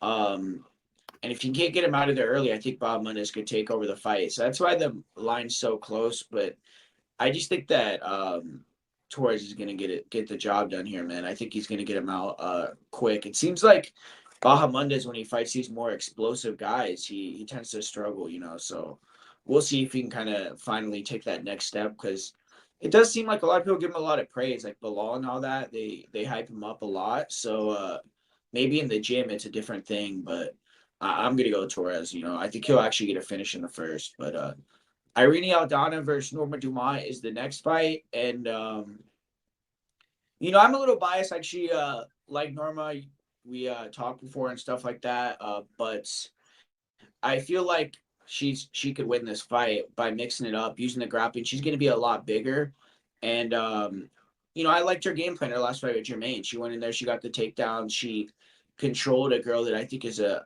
really dangerous striker like Aldana, and you've seen Aldana, you know, get taken down by Macy Chiasson and some of these other girls, and I feel like Norma could do the same thing. And it's just going to come down to how much damage Aldana could do, I guess, when they're on the feet. If she can cut her open or have a big moment where it kind of changes the momentum of the fight. But I think if Norma can, you know, kind of not allow those big moments, she's going to win the majority of the minutes. So I'm going to go with you. I guess she's a slight underdog, but gonna go with Dumont in this one. What do you think, Fitz? Yeah, I'm on the same wavelength. I like Dumont. I think she has the edge here in the grappling, but I, almost always bet on Dumont for whatever reason. I'm a fan of hers. I like, being on her side. And I think she gets the job home done here with the grappling. And I think on the feet, Aldana has that good boxing, but I think Norma has the ability to make it a close stand-up fight as well. What about you, Billy? Yeah, this is one of those ones where like I would say like I agree with you guys, but I gotta wait till weigh-ins, man. Like no shot and thick Norm, but I mean her ass is so fat that like it's actually hard for her to make weight. Like I can't imagine like what it's like for a girl to like have like a big ass or like some big like titties, not to like take it there, but like how do you bet on Norma Dumont without seeing her on the scales? Yeah, that's true. We have to see if she can make weight and everything, but seemed like their last fight, I think she weighed in at 135. So Yeah, but that's what I'm saying is like even if the line flips, like I wouldn't even care. Like I think the information's more valuable than the line. Like the line, whatever the line goes, I don't care. Like I need like she's on the Manel Cape like path for me of like I need you to physically make weight and the shit say that you're on scale at the correct weight for me to bet on you because there's too many times where like you want to bet on Norma and then like her fights are like changed to like a different weight class. She's out of shape or like she's not making the weight. They don't have that division anymore. Like there's a lot of questions for that fight that's like outside of the film. Like yeah, for sure. I think for Norma, it's I guess for both of them, it's like a huge fight too because Aldana already fought for the belt, so the winner of this is going to be in a good position for sure. But Ode Osborne versus Luis Rodriguez here in this next one. To be honest, this one I got to look a little more into. I mean, I can't really remember how Rodriguez fights. I guess he's a grappler, but yeah. Does anyone kind of have a better idea of how they think this fight's gonna go? I think, like you said, it's a little bit of a striker versus grappler. I think Ronaldo Rodriguez is going to be able to implement that game plan, and I like him here at this line. I got to do a little more research too, watch some more tape, but that's the lead for me right now. Yeah, Um, I think this is the trap bet of the week, man. When you see the line on Ronaldo Rodriguez, it looks like a really, really good number. I bet him on the last UFC Noche card. It was like one of my biggest bets on the card. I don't really do a bunch of Twitter plays and shit like that, but I gave it out on Twitter. He's fighting like Denny's Bondar. He was like plus 100. Um, I don't think that the matchup is way different. Like, I don't see him being faster than Odi Osborne. I don't see how he's going to get him on the ground and keep him on the ground. I think Odi Osborne is going to be a little bit too strong, too fast, too much of a vet. Sometimes when you see these people in like these spots where like everybody counts them out, like you don't think Odi Osborne like this is the biggest fight of his life. Like he's been in the game for forever. Like he's gonna put it all on the line. Like Ronaldo Rodriguez, like I don't know what's his back look like against the wall when he's fighting against somebody that's really like throwing down. Like I remember betting on him against Jerome Rivera. I felt like I got robbed, but like that shows you like of what happens in Ronaldo Rodriguez fights when they go to decision. Like he can easily get robbed in a fight. Like he's not the best minute winner, I should say. yeah, for sure. I got to look into that one a little more, definitely. But next fight, this is a sick fight too. Daniel Zohuber versus Esteban Ribovics. What do you think about it, Billy? This is like I gotta like dig into it a little bit more, but from like narrative theory perspective, feels like Daniel Zellhuber's gonna win this fight, and I just don't know what the method of victory is gonna be, how it's gonna be, but I'm picking Daniel Zellhuber here redundantly. Not my favorite price tag on betting this close of a fight, but I think the line movement tells you everything you need to know. Um, I think Esteban Ribovics is actually dead this weekend. Like I don't see how he wins this fight. Yeah, this is another one I kind of want to look into a little more, but I mean, I think the line is a little wide, but I kind of agree. I mean, it opened to pick him, and then now he's minus 250. So seems like people are pretty confident in Zellhuber. One thing about Rivix though is, man, I mean, I think he's like a super good kicker. I mean, the way that he threw that kick, like so close range versus McKinney, that was kind of crazy, you know. So Yeah, but he's if you're definitely struggling he's with dangerous. Oleg Rabinov striking, I mean, huge red flag. Yeah, I can't even remember that fight. So Loic I, was just swinging overhand bombs, just like at free will. Like it was kind of a bullshit win, but like I don't know, man. That's if you're struggling with that, you're gonna struggle with Daniel Zellhuber for sure. yeah, I mean, I think Daniel should win. But one thing, like, it's like Zellhuber, he always underperforms his line, man. It's like he's a huge favorite in every fight. It's like fucking 1-1 going into round three, like close as shit. So it's like, I guess if you want to have a sweat, it'll probably be a closer fight than the line indicates. But yeah, Fitz, are you gonna make it 3 for 3 on Zellhuber? Yeah, probably right now I am, but to be honest, for me, this line's a little wide, man. I'm gonna really be looking into Rovitz heavy here. I'm higher on Zil Huber as a fighter, and it's gonna be tough for me to pick against any of these Mexican fighters all night, just because I think they're gonna have a lot of momentum. The night's built around them, but this is a really wide line in my opinion. Well, the one thing I'll add is one way the bookies gauge MMA lines is by putting out for big pay-per-views. They put out lines months in advance to see how like the sharp betters are betting it. And like if you click that line on Daniel Zellhuber, it like they moved it to 50 because they were taking too much max action on the line straight of like it was a bad line of like 150, 175. It was a pick 'em. Like it's just been all one way action. I feel like the sharps, like you always see this on the pay-per-view.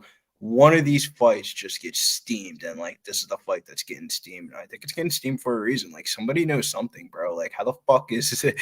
How the fuck did that line just jump up $1.50 in like two Yeah. and a half week time period?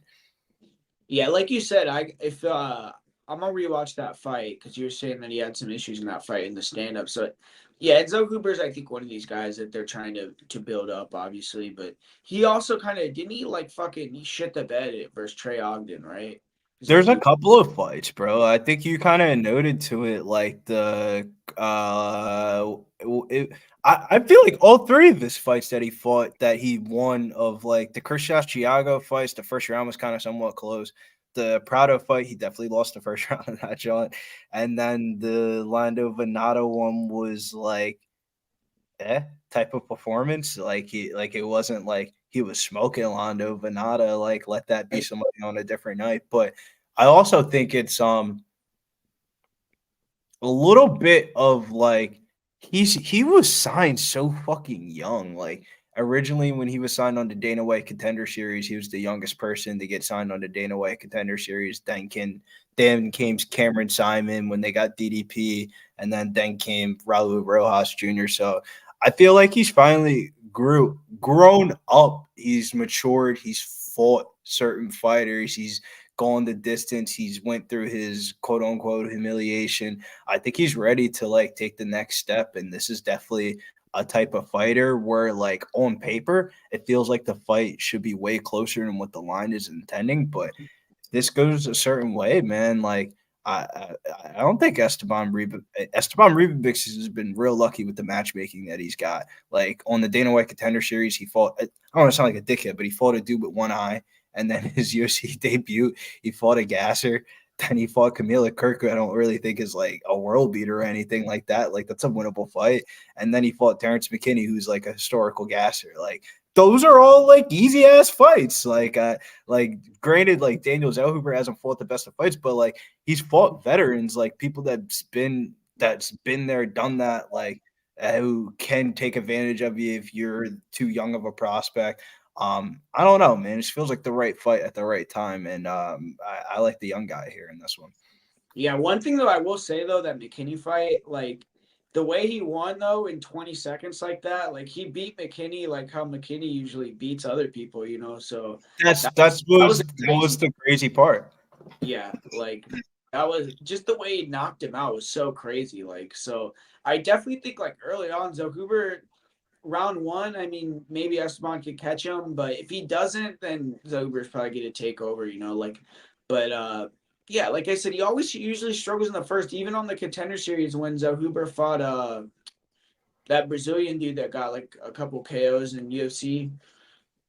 He I lost the think first where round. Rubix is gonna fuck up is he's gonna try to grapple, and when he grapples, that's when he's probably like Yeah. I don't know, man. Like, do you think he grapples in this one? Like, I feel like I that's what. think Zohuber might take him down and shit potentially. Because I don't know, isn't that what I thought for some reason? Because I got to rewatch that fight. I feel like I thought Loic won like through wrestling. But Yeah, but he was piecing them up on the feet enough to get to the wrestling. Like, Lilik is not a striker at all. Like, granted, like it doesn't feel like that watching his UFC career and stuff like that, but like I don't know, like his actual striking technique is fucking trash. Like he's just a very overhand, power hand, right hand shot, but it's very telegraphed, like when you fight like good fighters. yeah, yeah, for sure. So that'll be an interesting one though. I think that'll be like it'll be a banger either way. But next fight, we got a fight that was supposed to go down a while back, and before actually it was I don't know. I was leaning towards Ortega getting the upset the first time that these guys matched up, and I'm kind of leaning the other way this time. And I don't really know why because I feel like Diego he took that fight with Dan Ige, and it was awesome for him to take that fight, but he gassed in the third, and I didn't think it was like the greatest performance in the world. And Ortega, if he gets you tired in round three, he's had so many third round finishes in the UFC, man. I mean, it's like what his first 5-6 wins in UFC were all in round three. So Lopez just has to be careful, like if round one he hurts him, don't like unload your gas tank on this guy because he's probably gonna stay there and he's gonna have that veteran ability to maybe come back. But yeah, I'm pretty sure the last time they were gonna fight it was gonna be 5 rounds, if I'm not mistaken. And this one it's only three, so I definitely think that favors Diego more. And I just don't know. If Brian shows up and he's 100%, I feel like he could hit takedowns and win this fight. But something's telling me I don't know. Like he might be checked out a little bit. Um, he didn't want to show up for the last fight, so we'll see what happens. But it's probably a stay away from me, honestly. What do you think about it, Fitz? Are you on Ortega or Lopez here? Yeah, I picked Ortega last time with you. I'm probably gonna pick him again, but I'm a little hesitant to bet it. Just because, like you said, I mean, there's just some mental question marks. I don't know if he kind of felt obligated to take this fight. I don't know why he pulled out, if it was from an illness or an injury, but that fight was only 3 months ago in June. He talked in the lead up to that one about moving up to lightweight after that fight, so that was a big question mark for me. But skill for skill, I think Brian Ortega has all the ability to win this fight. Diego Lopez, I know it was insane circumstance in his last fight, so it's hard to be too harsh on him. But it wasn't the best performance in the world against Dan Ige. He went out there and lost the third round. Ortega's, going to be very dangerous. I think this could be very well a close fight. I think Ortega could win the boxing exchanges of striking if the fight goes later on. I think he could take it over on the feet, and I'm very excited to see how the grappling plays out. Yeah. What about you, Billy? What do you think, bro? Yeah, man, it's like the hardest fights to like really like bet. I feel like are like the rebooked fights because it's kind of like a cheat code. Like the bookies get all the information gathered of like all the bets, see where the market's moving, and then they get the opportunity to like set the line. And like as you can see, like the line's sharp as fuck. Like 175, 190. I mean, fuck, dude, that's a lot of juice to be paying on Diego Lopez in a fight against Brian Ortega. Like, I think he wins the fight. Like, if you're doing like a Tapology prediction or like contest or something this weekend or something like that, yeah, I'm picking Diego Lopez. But from like people are watching this deep into the episode here, an hour and 40 minutes in, like, I don't know if if you're looking for the advice of like put your fucking 5 unit bet on Diego Lopez. I'll tell you to back up the horses a little bit here. The hardest fights to cash in the UFC are rebooked fights. Like there's so much the line's so sharp. Like this is such a sharp line. Like that they're killing me. Because situationally, you think you would want to slam Diego Lopez in this spot. Yeah, yeah. I mean, I think it's an interesting matchup for sure. So we'll see if Ortega. I think is actually still serious about fighting and wants to make another run. I think he'll win this fight, but we'll see I where think he's the Dan at. Ige fight was a great learning experience for Diego Lopez. Stay How active. much He can you fought a learn tough in a couple months? You know, how different is he gonna look in such a No, short? I would say more learning of like Not so a lot of his all the head fights have been like him like smoking people, like him not actually fighting for 15 minutes. Like it's always good to get cage time against high level opponents right before you're like but like it's basically like he had a sparring fight before the real fight. Like that's always it's always good. Like it was a fight that he wasn't gonna lose, but like it was I don't know, man. It makes me stock up on Diego Lopez after the Danny Ige fight. No, yeah. I mean, I think it wasn't like he had a bad performance, but you have to think about it. Like he did have a training camp. He fought. It was a war. I mean, it wasn't like it was a one-sided fight. So Ortega's coming in here a lot fresher. I guess he cut weight to 55, but he came in on short notice the first time for the Diego fight. So it wasn't like he had like a camp like Diego did, back-to-back camps real quick and took some time off, and he's going to be coming in fresher, I think. So I think I don't know, that thing kind of favors Ortega to me, the fact that Lopez had a fight like that. But I guess it was learning experience, like where maybe he knows now at this upper echelon he's not just gonna touch these guys and they're gonna get knocked out, maybe. But even before he came to the UFC, like he should have learned that because he had these fights with like Yeah, but like Nate Diaz his Dana White Contender Series fight, like in hindsight, like we don't ever talk about it anymore. But that's one of the saddest performances you'll ever fucking see on the Dana White Contender Series. Like he fucking quit like 7 minutes, like halfway through the fight, and he said like basically like, "Nah, bro, I'm cool, I'm done." And then he got lucky as fuck that he got another opportunity because he was in with Alexa Grasso and shit like that, and like, oh, that's your grappling fucking coach or whatever. I guess we'll give him another shot. And it's just like he's done a great job of like getting better since then, but like that. I don't know, man. Like there is some question marks about Diego Lopez, and like I feel like some of because my question marks got answered in the Danny Gay. even like even when he fought for Fury FC, like he had a couple fights where he quit, like, Yeah, and then like to the a later lot of rounds fights. gave up. So it's like, and then he lost the third to a guy that showed up on like 3 hours notice. So it's to me, it's like I don't know, like if he gets gas like that in the third versus Ortega, I think Ortega will finish him. So it's just gonna be what Ortega shows up to me like.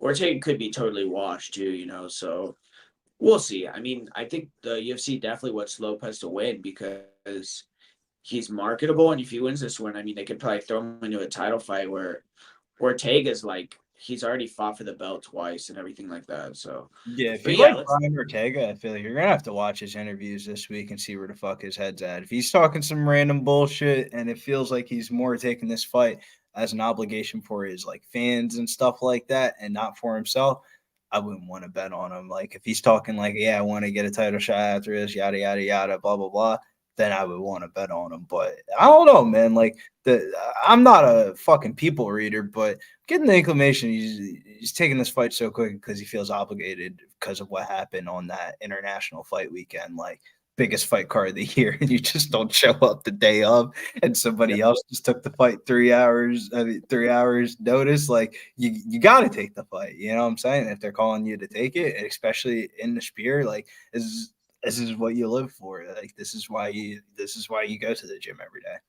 But I don't. I think the whole shit was weird though. The last fight, because if you guys remember, it was like gonna be at 45, and then it got switched to 55 like 2 days before the fight, and then he pulled out. So it's like maybe he just like accepted that first fight on short notice, and he just wasn't ready for it at all. And then Yeah, like like I think he's a lot more ready for Diego Lopez for this fight in like that sense of scenario, but I also feel like Diego Lopez is a lot like not a lot more ready. It's just I know he can fight for fucking 15 minutes now and not quit. Like He's against definitely more ready too because he was gonna fight who he was gonna fight a totally different guy. I can't remember who it was, but like obviously now he's like known for like a couple months that he's gonna fight Ortega. So yeah, man, that's definitely gonna be like one of the best fights on the card. I feel like there'll be money on both sides. Like I don't think there's that many fights, even though I guess like the co-main event and the main event too. But a lot of these fights, I think they'll be like one-sided action, you know. But the last three, I think there'll be money on both sides. But next fight, kind of curious what you guys take on this one is Alexa Grasso versus Valentina. I actually picked Alexa in the first two fights, and this one I'm gonna pick Valentina though. I just feel like I don't know. I mean, I rewatched the second fight, and I feel like Valentina clearly won. And if you watch both fights, it's like Valentina won what I think she won two rounds in the first fight out of the three, and then I thought she won 3 out of 5 in the second fight. So she's definitely won the majority of the rounds. Alexa got the finish. I don't think a finish is that likely anymore. I think it's going to go to decision. I mean, if you look at how these girls fight, they kind of figured each other out. Where Valentina just stays back, she's throwing those kicks and pot shotting punches, and then looking for the takedowns. And it seems like she can get the takedowns really easily when she's actually has good cardio, like the first 3 rounds. And then it seems like she gets sloppy, and then Alexa can take her back or get in these dominant positions in the later rounds. So I think if Valentina just gets in a little better shape, she'll dominate the fight. Just by not engaging in the boxing and just mixing in the takedown. So I don't know. I kind of think Valentina's going to get the belt back here, but the last fight, I mean, she probably should have got the belt back, and the judges screwed her, and we're on another, Mexican Independence Day weekend. So we'll see if some kind of weird shit could happen again. But what do you think about it, Billy? Who you got in this one? Yeah, man, this is one that's like hits home on the heart because I would say like probably the biggest parlay ticket I ever cashed in my life was Alexa Grasso and John Jones 2 leg ticket when she fought Valentina the first time, and like that's usually not the way I bet, but it was just glorious. Like it's just, I feel like my betting bias is just like I can't think of Alexa Grasso without thinking of that day and that night and like March Madness that year. So like, I gotta side with Alexa Grasso in this matchup, but I think fight goes to distance is a better bet. I think both of these fighters have a good gauge of like what they're really good at, what they're really not good at. They've done a lot of shows together and shit like that and stuff like that. A bunch of media, a bunch of press for this fight. This fight's been playing for a very long time. I don't think there's gonna be a lot of surprises, bro. I think this is gonna go to decision. Yeah. What about you, Fitz? Break the tie here. Who you got? Yeah, I completely agree. Fight goes to decision. I'd much rather be on that. I think you feel better. Um, it's tough. I'm very surprised you picked Valentina, Guru, because I know you were on Alexa both times. I lean Valentina. I was on Valentina both times. Wrong terribly the first one, whatever. Draw on the second one. I kind of feel the same way. I'll re-watch the fight a couple times this week. But these girls have already had, a lot of time, over 20 minutes, 25 minutes in the octagon with each other, close to a half hour. I think this is going to be a pretty slow paced fight. They're both, going to be very wary of making mistakes. Valentina's going to need to get some takedowns. The main thing keeping me from being super confident on Valentina is the fact that she fades in the fights. I really think so. And the age at this point has got to be a factor, in my opinion. Valentina's getting up there in age. She must be training super hard for this fight, but it's still going to be hard, because Grasso's not going to fade. She's going to push an insane pace. She has very good pressure. The boxing is some of the best in the entire division, in terms of women's MMA, some of the best in the entire sport. So it's an extremely tough fight for Valentina, but we've seen her have the ability to take Grasso down. I think that's such a huge factor in this fight, and I really like the value at plus 114. It wasn't lined like that. I'm going to pull it up right now what the first two fights were. Obviously she was the big underdog in the first fight, plus 400, which is or plus 750 when it closed.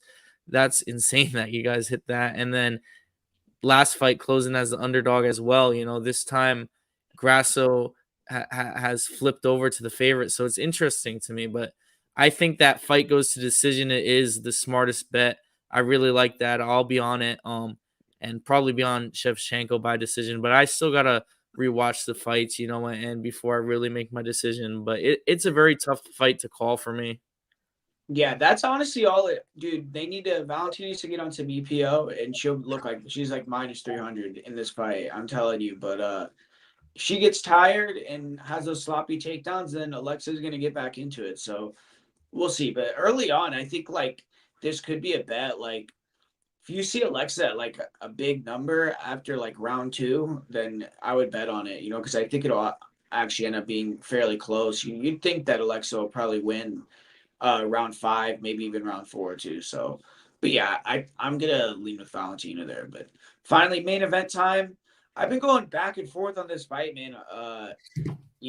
Originally I was like on Sean, and then I've actually been talking to a couple people where they've been telling me some stuff about what Merab has been doing more recently. Like he's been going to training with Jorge Capetillo, doing a lot of boxing, and I think that could be a big factor in the fight. I mean, I don't know how much he's leveled up, like in terms of his ability to close the distance, more composed, better defense. But I feel like if he's able to show off some improved boxing and not be as wild, like having to use those big explosive actions to close the distance, he'll hit the takedowns. Because you'll see Sean, like if you can get him against the cage and get in on his legs, he's gonna get taken down. I mean, Petr Yan was taking him down, lifting him and slamming him. So it's like Merab, if he gets in those positions, he'll take him down. But yeah, obviously, I think it's the fight. Sean is going to be able to either snipe him and get him out of there, time a knee, or maybe dominate for 5 rounds on the distance. And Merab is going to, maul him. I think it's pretty easy. But I kind of like some of these props, man. Like I saw Merab by knockout is plus 800. I think that's off. That line's off. I could definitely see him breaking Sean, finishing him. And I think that should be like plus 300, the knockout prop. Even though Merab doesn't get a lot of finishes, I feel like this fight, he's going to emphasize maybe being a little bit more violent with his style. And I think that's going to be a potential factor here. And yeah, man, I kind of like the fight doesn't go to the distance here, though, because I think that Merab could break him and finish him. And I think that Sean can knock him out. So kind of a hard fight for me to predict, but I've been flipping back and forth. So I'm not going to give an official prediction right now, but I don't know. I guess I'm kind of leaning more towards Merab again, but yeah, Fitz, what do you think, bro? I'm in a very similar position. I want to say I think a huge possibility of Sean is knocking him out. I'm probably going to be picking Merab. Not finalized. I don't know how biased you are, Merab being your syndicate boys, so we'll see about that. But the rest of look at the streak Merab's been on, man. It's so impressive what he's doing to Cejudo. Look at he completely shut down Petr Yan. Like that was such a dominant performance, Merab is just very impressive. Just for me, the thing that's really holding me back from being uber confident is how clear of a path Sean O'Malley has and how much of a threat he possesses to knock out Merab. Merab's going to be coming in hard for that takedown, and that's especially what Sean O'Malley looks for, man. He's a sniper when these guys are coming in, and he looks to kill them. And Merab's going to be putting himself in danger a lot in this fight for his game plan, because that's what he needs to do. He needs to enter that danger zone and get the takedowns. And I feel he's going to be able to do that. This is a guy, if you look at his story, came from nothing, has been the hardest worker in the gym for years and years now. It's kind of what he's known for. And I think he's going to push that crazy pace on Sean and be relentless with the takedowns. It's just Sean has such a threat to knock him out, man. It's scary. Yeah, and one thing I will say right for Billy is like you're talking about a couple of those guys that Merab has fought, but he's never fought anyone like Sean at all. Like someone that's gonna hang back and is long and try to snipe you. Like Petr Yan wants to get in the pocket. Henry is a short guy, so yeah, it's gonna be interesting to see that dynamic. But what do you think about it, Billy? Yeah, I think this fight's not gonna go the way that Merab thinks it's gonna go for him. I think the fans are gonna be like, I think there's gonna be a little bit of disappointment here. Like, I think Sean O'Malley kind of just flatline knocks him out. Like, I think Sean O'Malley's very knockout or bust in this spot. Like, like the money line doesn't even really entice me too much. Like, I think this goes 5 rounds. That means Merab ate a good amount of shots and was able to push enough wrestling, and Sean O'Malley wasn't able to get submitted. And then at that point, you probably get a good live bet, but I think Sean O'Malley just flatlines him in the first round, and it's like a quick night in the office. Merab Davashili is crazy that he's never been knocked out before. He's taken some crazy clean left shots, like just the most obvious left hand shots. And if he takes one of those shots against Sean O'Malley, I mean, you saw what happened with his teammate. Who knows? It could happen to him. I think Sean O'Malley is going to do some sneaky shit. I think he's going to take a page out of Merab Davashili's book, and I think he's going to hit him with a spinning back fist. Yeah, we'll see. That would be crazy if he KO'd him early. I mean, I think Sean's power is overrated though. I really do. I mean, It's not that his power is overrated. It's just the way that Merab comes in with the takedowns. He gets so hyped up that like the striking defense is just not there for like the first like 2 minutes. Like maybe he'll be like a little bit more on guard, but like if you're getting almost like I'll never forget this shit, bro. The biggest my second or third biggest like Merab Davashili like specific bet. He fought Marlon Moraes, and like he was just getting mollywhopped for like the first 2 minutes of the fight, and he was all fucking hyped up, jumping inside the cage, and he was like all jitterbugged up, and he was trying to come forward, and like the dude was just sitting down, plotting his feet, and just clocking him, clocking him, clocking him. And like, granted, like he was able to fight through the adversity and stuff like that, but like that's not the first time we seen him do that. Like, and Rishihuda was able to fucking clean clock him in that last fight, and like I think it threw Henry off guard. He never pounced on or anything like that. Like if that's Sean O'Malley, bro, he's following that up with a head kick combination, boom, and you're probably gonna get fucking finished, where the ref's gonna be like, all right, it's over, and everyone's gonna be like, what the fuck, what the fuck. I think this card's stacked up for a reason. Like they're gonna have Usman or Magomedov sitting cage side. I think that's the fight. That's the fight that's gonna be the entertainment fireworks. Granted, like this isn't UFC Noche and all that. Guys don't want to hear it, but Usman or Magomedov versus Sean O'Malley is just gonna be in Abu Dhabi is just gonna be the banger, bro. Like if it's Merab, I think that's a terrible fight, though. I think that's a really counter wants to watch Merab versus daring Usman. match. I'd much rather see I don't think they're gonna Merab do at that the fight, style. I I'll think bet Sean you- wins. I'll I bet- think Sean wins. He moves up. No, but I'll bet when you guys, if he doesn't, if Sean wins and doesn't move up, I'll bet either one of you guys like I don't know $100 that he fights Stevenson next. He's not gonna. Davidson's a good name. Like I'm not gonna say no. He's not gonna fight Usman. But Usman said he's sitting cage side because he expects to fight the winner. So it sounds like they're gonna bring him inside the cage. You don't. But we'll see. I just don't. I don't know. I don't think they. Why would they want to set that fight up to give like it'd be a boring ass fight that Usman or Just Umar because would. of the name. Oh, fighters are asking for it. You get a pay-per-view that says O'Malley versus Nurmagomedov.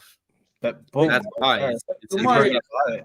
if Umar won, his next pay per view would sell like $15. No bullshit though. I think the Sean O'Malley versus either Nurmagomedov or Davison is the biggest.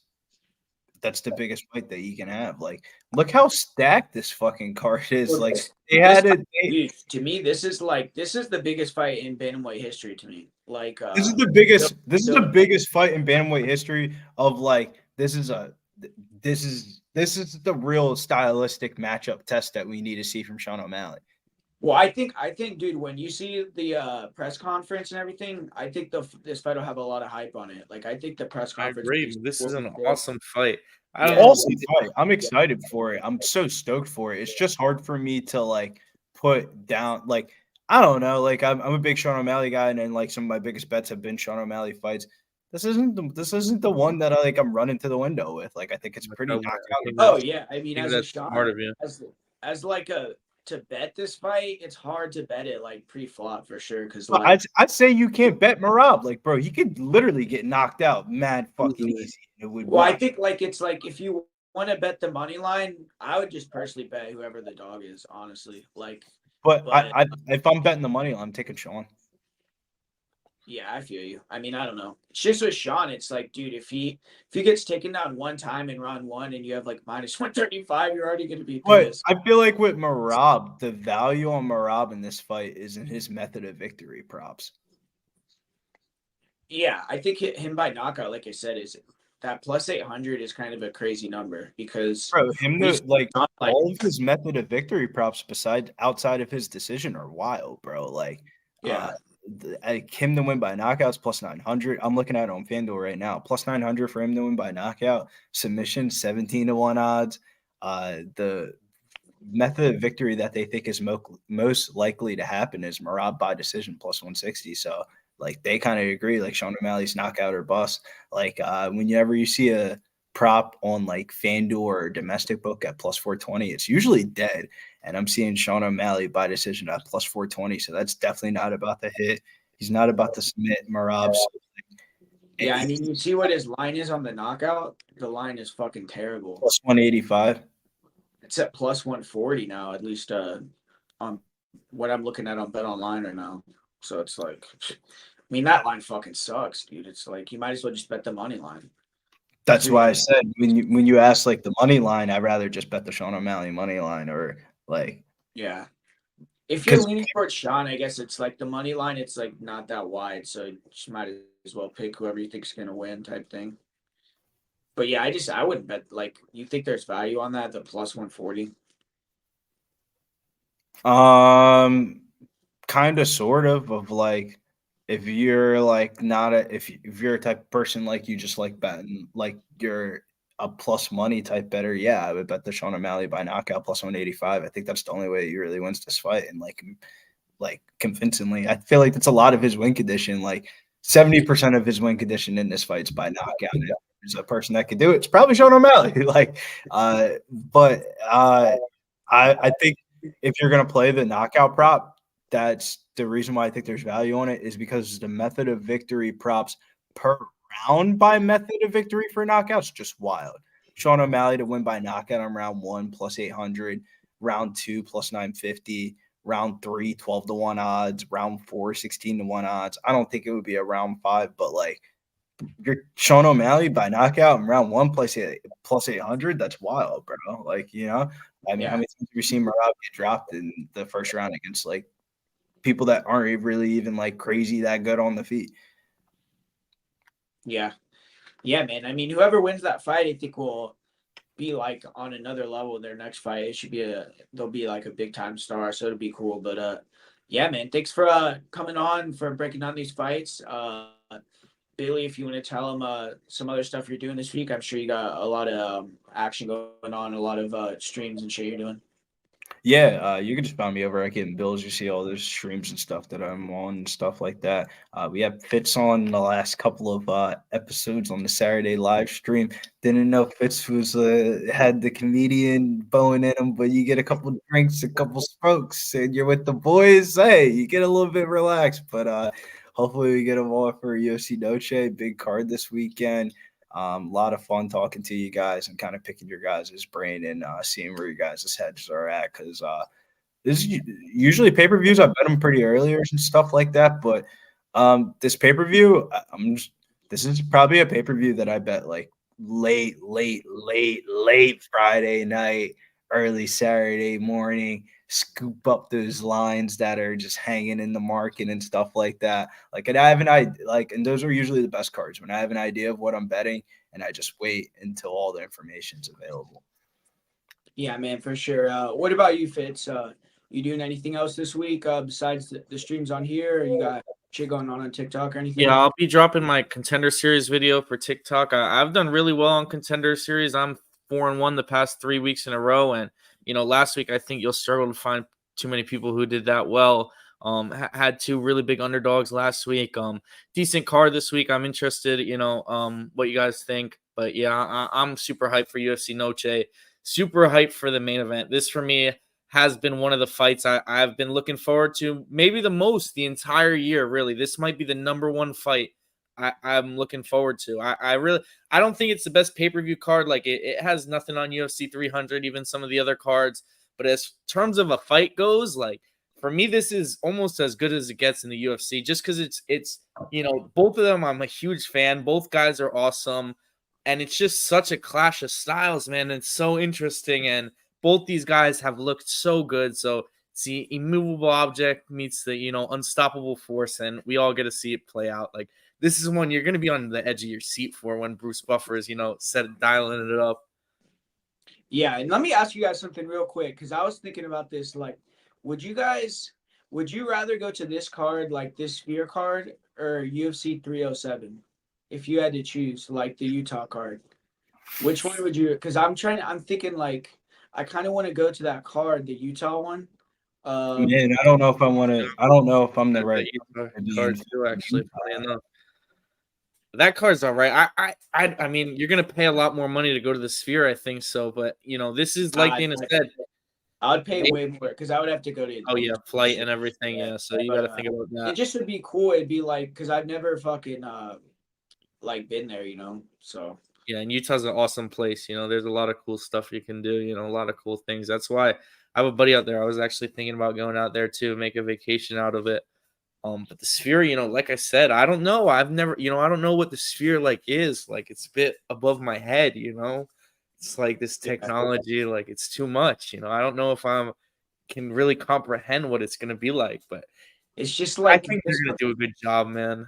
Well, didn't you say you watched that one show in the Sphere? So you've already have like the first wow experience has already been experienced, but like I guess it's a little bit different with fights, but like I don't know, like there's a yin and a yang to it. Like that 307, the card is sick, dude. Like it's like that's why I want to go too. Like it has like Aldo's fighting Batista on there, and I know like Khan's fighting. Yeah, Rocky versus Juliana is on there. I know Pereira's fighting on there. I think Kevin Holland is on that card and fucking Wonder Boy. Like versus Ratchik's like the first fight of the main card. Yeah, like from like a name perspective, I'd rather go to a Utah one. But like I know Aljo's on there too on that card versus Mofsar. I'm excited as fuck. I know that fight, like for a lot of people, they probably won't be like that excited about the matchup. But are you in a relationship? Like if you're bringing a girl, I would rather bring her to the Sphere than Utah. Yeah, I mean, yeah, but I wouldn't bring her to either, dude. So we'll see. Like, she won't even go to the fights and shit. Like, so yeah, but yeah, man, I don't know. I gotta think about it because I was originally just gonna go to Utah because I was like, dude, I have to pay like $2,000 to go to the Sphere, and I could pay like I don't know a little bit more than that to go to Utah and have like a full trip and shit. But now the prices for this shit are like $500, so it's like. I heard about the seating. Doing both like a fucking idiot, but I heard about the seating. Like the first like 10 rows, you're not even gonna be able to see the fight. So like those tickets are dirt cheap compared to like the middle section. Yeah, I saw that too, but I don't even understand what that like. I didn't really get what that meant. Like, so I don't know. It said like your seeing could be impaired. Like that. Yeah, that's nice. But it's like you're like as close as you could be. It's like, but I don't know. Either way, this is probably a boring topic for people. But yeah, guys, thanks for watching the stream. We're gonna end it, and we'll be back soon. Me and Fitz. We're gonna be probably having a couple more guests. I think Mills is gonna come on the show. I haven't done a show with Mills in a while, so that should be fun. And yeah, guys, peace out later.